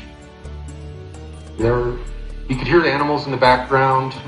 At one point, when we were close to being done, some sort of a loud cat or lion type creature roared. I could feel it in my chest. It startled me at least. And in the middle of that room was a giant obelisk that was very weathered. It looked very ancient. And directly above it, towards the top of the cavern, was this giant plasma ball that was putting off the full spectrum of light that our sun does. And during this time when I had just delivered this information, and David Wilcock got that real shocked look on his face I've seen a million times now, and dug around and pulled out a file and then displayed it to all of us at Cosmic Disclosure. And it was his current book cover. The Saturn in the background, a giant glass obelisk with the sun above it, a plasma ball above it. It was a really weird correlation. My trip there ended with me being brought to the libraries. When I arrived there, completely different look. Everything, all the stone was white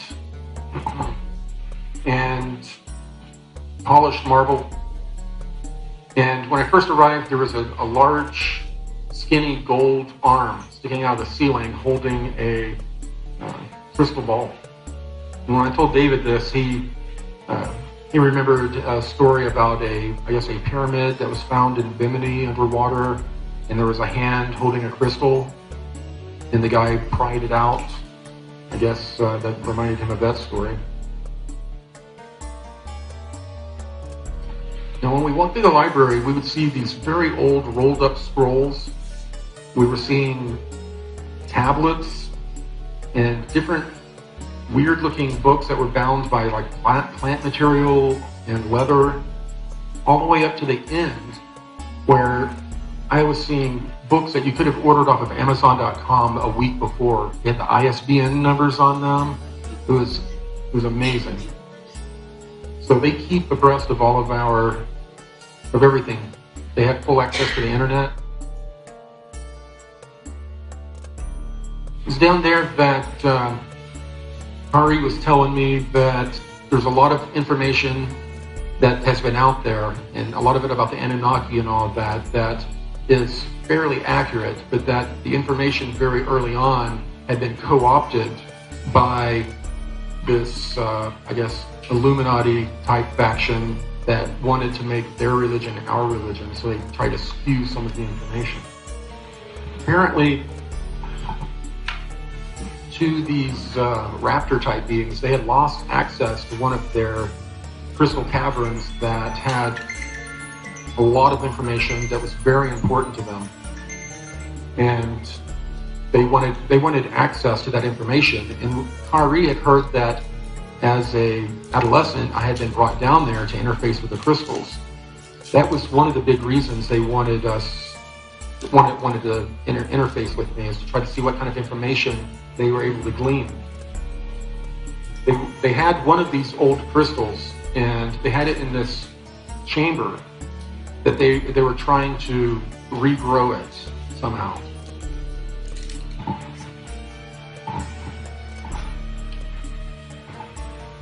Kari she had told me that she wanted to experience the memory I had of connecting with the crystals. I was kind of leery about it. I didn't know who she was. She was wanting to do something that is very personal. And she could tell I had intrepidation, and she walked over to a wall, turned around, and then she had this drink that she called the elixir of Isis that would calm me down and put me in a state to where I could communicate with her better, and I turned it down. At that point, we sat down and leaned across each other and had our elbows on our knees and held hands. And at that moment, I felt as though I was pulled outside of my body towards the middle of where we were, and there was some sort of, I don't know, it's like a whirlwind going on. And I started seeing all these flashes of her life. And as she was going through my life, trying to get to the point to where she could experience that experience, I was seeing those time periods in her life too. But a lot of what I was seeing, I wasn't able to interpret because I have such a different experience than she does. But there was an experience to where she was upset extremely that one of her childhood friends had been killed in an incursion with these raptor type beings. There were a few things like that, and that's when I was able to glean from her that she is a priestess set aside to be holy, that she has never engaged in sex or any of that. She was totally put aside just for what she was doing. And after I had that experience with her, my wife would walk in for months, and I would just be sitting there staring at the wall, thinking about all of the conversations we've had. And very little of the conversation that we had in the library and the information we exchanged in this mind meld have I really reported. I'm still processing a lot of it, and I hope to get it out at some point. But it affected me profoundly. After that, it was very soon after that, I found myself having to get on the high vibratory diet. I was eating corn dogs. I was 268 pounds. And I guess people that saw the show, you saw how quickly this transformation happened. It was almost bizarre. People at Gaia, when I would show up each time, I was so much different. They had problems processing it. A lot of people out in the community are convinced that I've been replaced by a clone. A skinnier clone, yeah.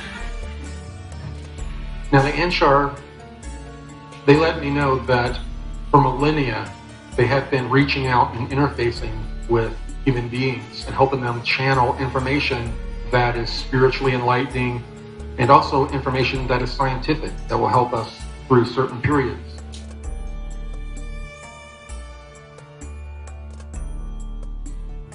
When I walked through this library area where all these people were kicked back in these egg-shaped chairs, it was, I don't know, it's surreal. You're walking, you see all these people kicked back, kind of like in meditation mode. A lot of people would love to see that here. But that's when it was explained to me that they reach out, they'll reach out, and a person usually will tell them who they're going to be in the session. Like a person will be there, and they'll come to them, and they'll be like, oh, are you blah, blah, blah, blah, blah, from their belief system? And usually they'll be like, okay, it's a positive figure. Sure, we'll roll with it. And then they start giving this positive spiritual information or technical information. And not just this group are reaching out.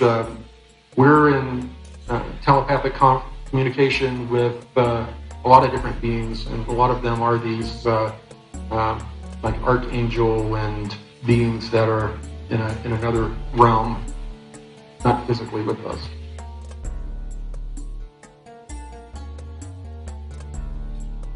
The Anshar brought me on 2 different occasions down to Antarctica. The first time was just for what they called a reconnaissance flight. They wanted to get this information to the SSP Alliance and a few other people, and so they pretty much just brought me along for the ride. This is the vessel we were on. Gonzalez called it a bus because I guess when you walk in, it's seated very similar to a bus, and it looks kind of like a bus. So he was calling it the Anshar bus.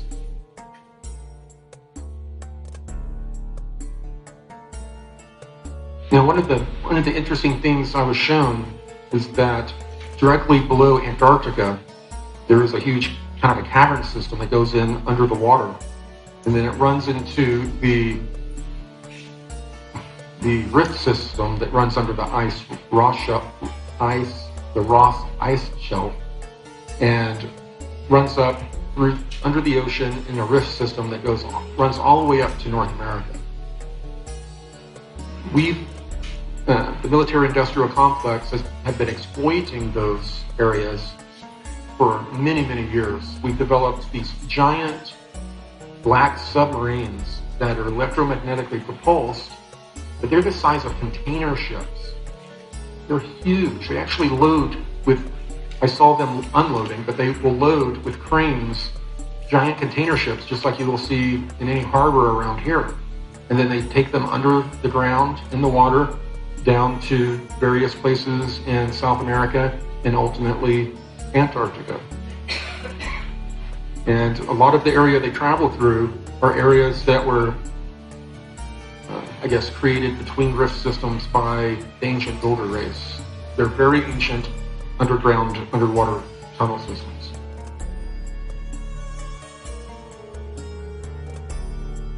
As we were flown in, once I really realized that there was an industrial area under the ice, I learned that they told me not to get lost in the telemetry or the information, because the craft we were on was very intuitive. If I would wonder about something, all of a sudden all this data would come up about it. And the experience was happening so quickly, if I would look at the data, I would miss a whole lot of other. So she was telling me the data is being captured, it will be sent to the proper people. Just focus on looking out the window, basically. It wasn't a window, but. And one of the things we saw was a giant in the middle of this sprawling industrial area, obviously built by humans. They had a huge power plant that was, it created power from geothermal.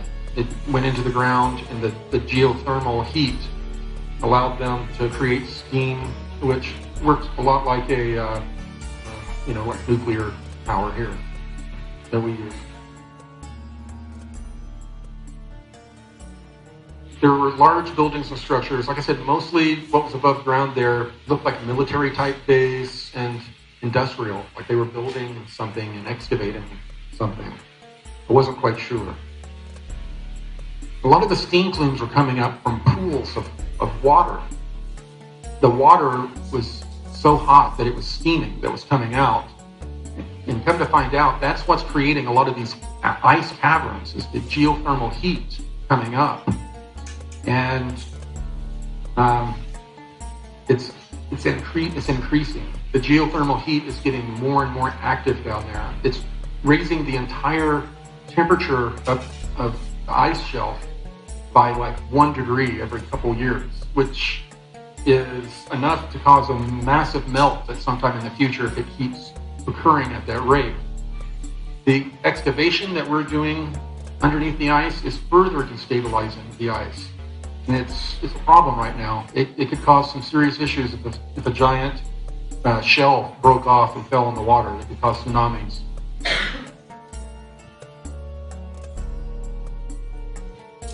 And they're doing most of their excavating with steam, pressurized steam, to clear out areas where they are finding ancient palm trees, ancient structures, mastodons, woolly mammoth type creatures. They're finding them everywhere. They were flash frozen. After that trip, I returned back to the inner Earth hangar area through this blue swirling vortex that was just above the water. That's where I've gone in and out of it several times now. One of the groups that I didn't know about until Marie told me about them was a group called the Banished. This is a group that is made up of people that have been kicked out of inner Earth societies over millennia because they didn't want to live by the rules. A lot of them, it turns out, just fell in love with surface humanity. Even though we're going through these wild, crazy times and we're mostly misbehaving, something about us enamored them. And they came out and wanted to live amongst us and help us grow, but at the same time, they have service to self type agendas as well. So they're not seen as positive, more neutral.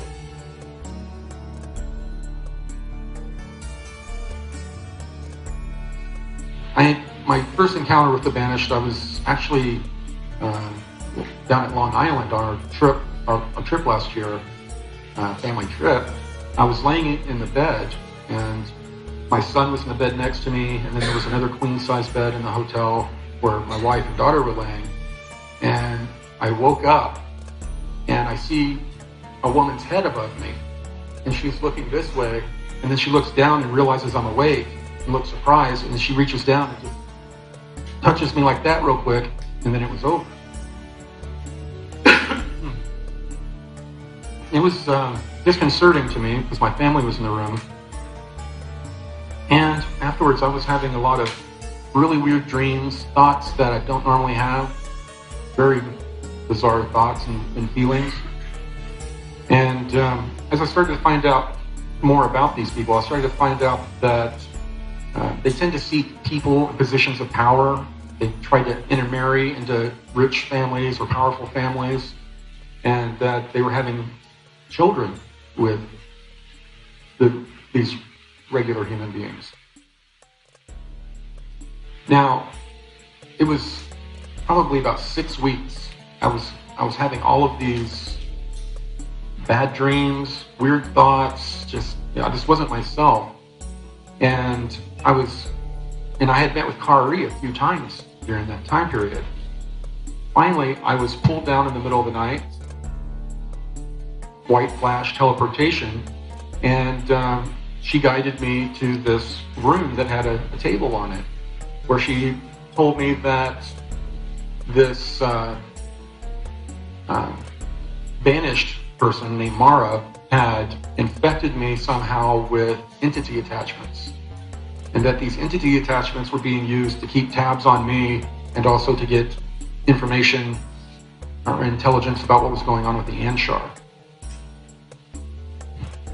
She had me lay down, and she pulls out this real long crystal and starts waving it over me. And it's making noises kind of like how crystal glasses with water in them, you rub your finger around them, they make kind of a singing noise. It was making these different noises, and then all of a sudden I started seeing these shadows darting away. So, they were removed, and I was glad they were removed, but I wasn't very happy that they were there to begin with.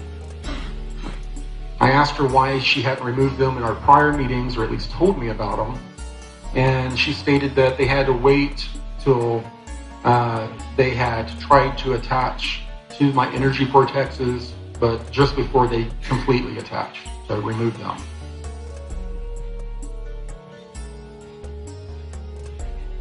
The most recent trip, I was taken down where Gonzalez was already waiting for me, and we were brought down to this different hangar. And this is the time when we got in one of these egg-shaped craft, and they just started flying us through the walls and over the city. I got to see that scene that you saw flying over the city and before we flew through another wall.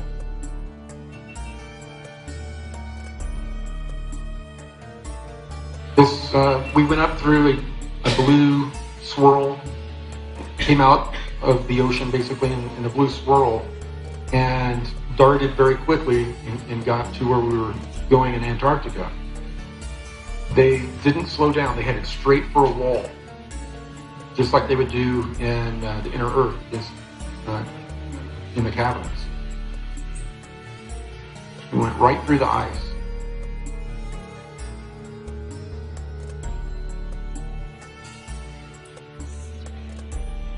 We ended up in a very similar area I'd been to before, a big giant cavern of ice, where about a football field or two away were a bunch of people steaming the ground, digging, and they didn't notice us. I don't know if we were cloaked or not. So Kari was with us, and two of the real tall Asian-looking inner Earth beings who had the crystals under their head, under their forehead. And then Gonzalez and I, and they had us put on these real fine mesh, almost like chain of mail suits We would put them on, put the boots on, and they would just come together, just mesh together like one piece. And then they had us put on this thing that you put your head in through the front. It was kind of like a fencing mask. And it sealed up behind us, and then a screen lit up, and you could see everything going on around you. It was really amazing. We could see all these bodies that were lined up pretty close to the snowbank that were of all different types. There were some of these, what I've described as the pre-Adamite types with the large skull, 12 to 14 foot tall. And it looked like the bodies had been through something incredible. Some of their arms were stretched out and wrapped around their torsos. They were pretty beat up. And there were different types of humans that were there too.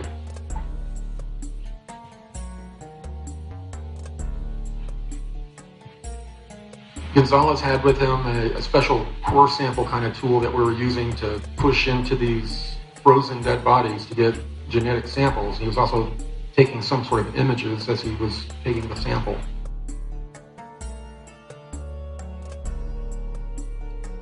One of the ones that I did a sample from was, there was a probably a little bit shorter than 5 foot tall being that was curled up, much like this. And they had a tail that was sticking out, kind of out and frozen. I could see the folds where the tail connects to the back. There were these weird, like, kind of folds of skin. And I had to stick the probe in there and get a genetic sample out for them.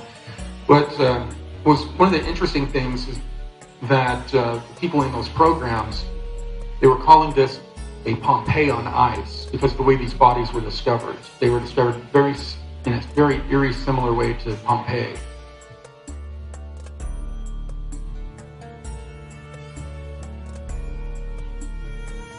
These were, the one on the right is one of these original pre-Adamite type beings.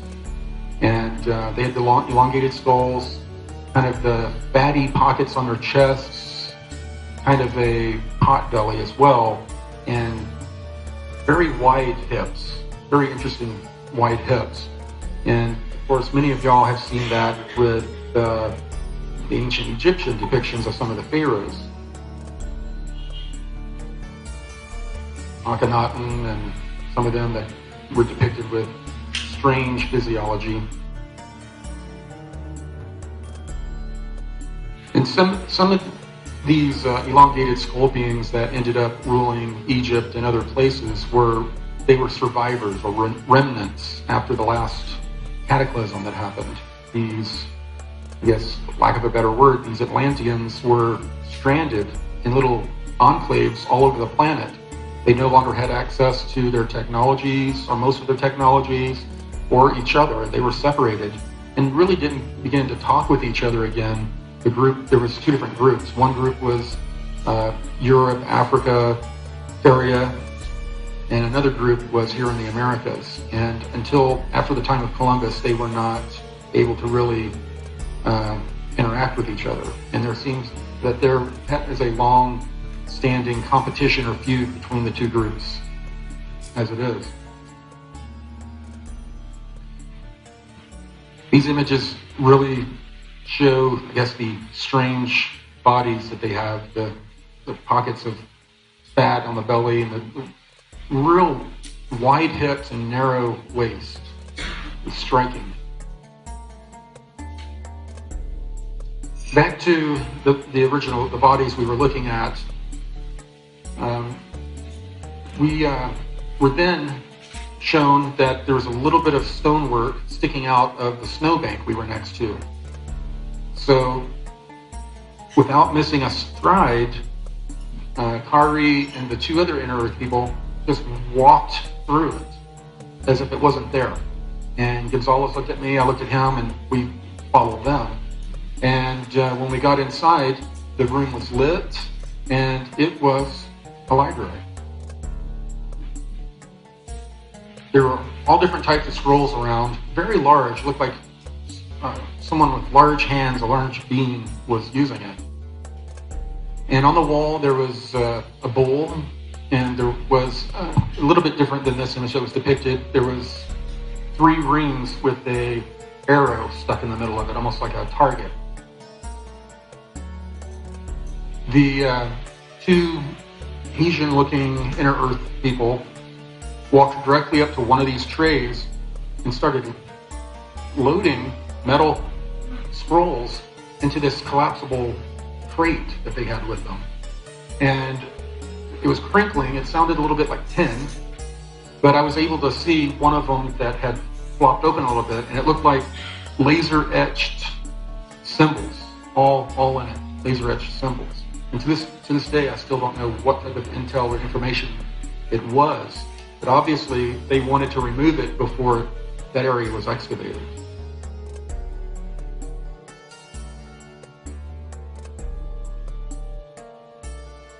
So, you know, how is all this information really important to us? You know, our consciousness is expanding at a huge rate right now. Finding out more information about these inner earth groups that have been so tied to us in our journey here on planet over millennia will help us understand our history, but also a lot of the information that we're looking at. So much of it has been turned into different belief systems or religions that, you know, people will sit there and regurgitate information in a way that they give other belief systems, you know, crap for. You know, we'll give people crap for being so much of a fundamentalist when we're the same way with our belief systems. What will help is if we start to open our minds a little bit to other information and realize that, if we can look at this information with different eyes, we may get even more useful information out of it. Different perspective of looking at it and looking at ourselves.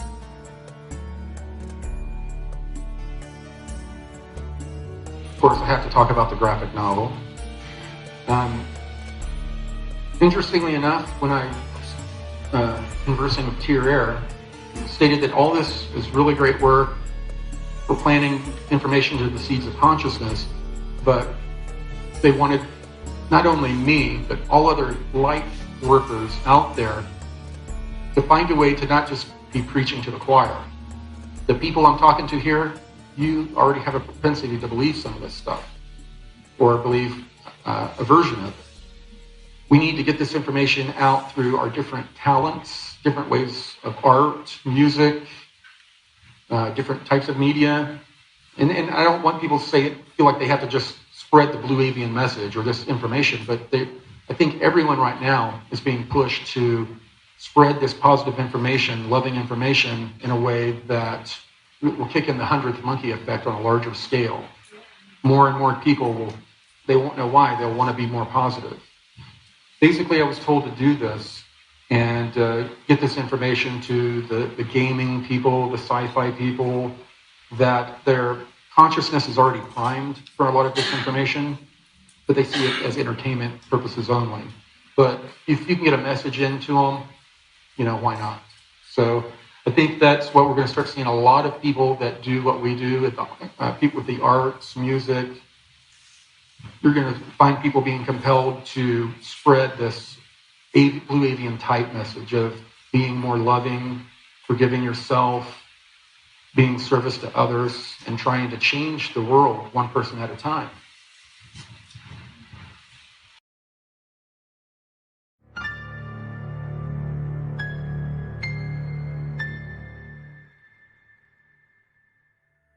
What is their message?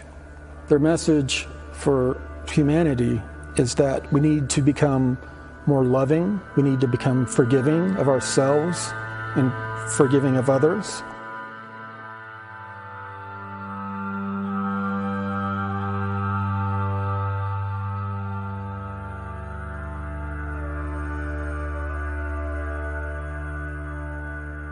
We need to focus on becoming more service to others on a daily basis.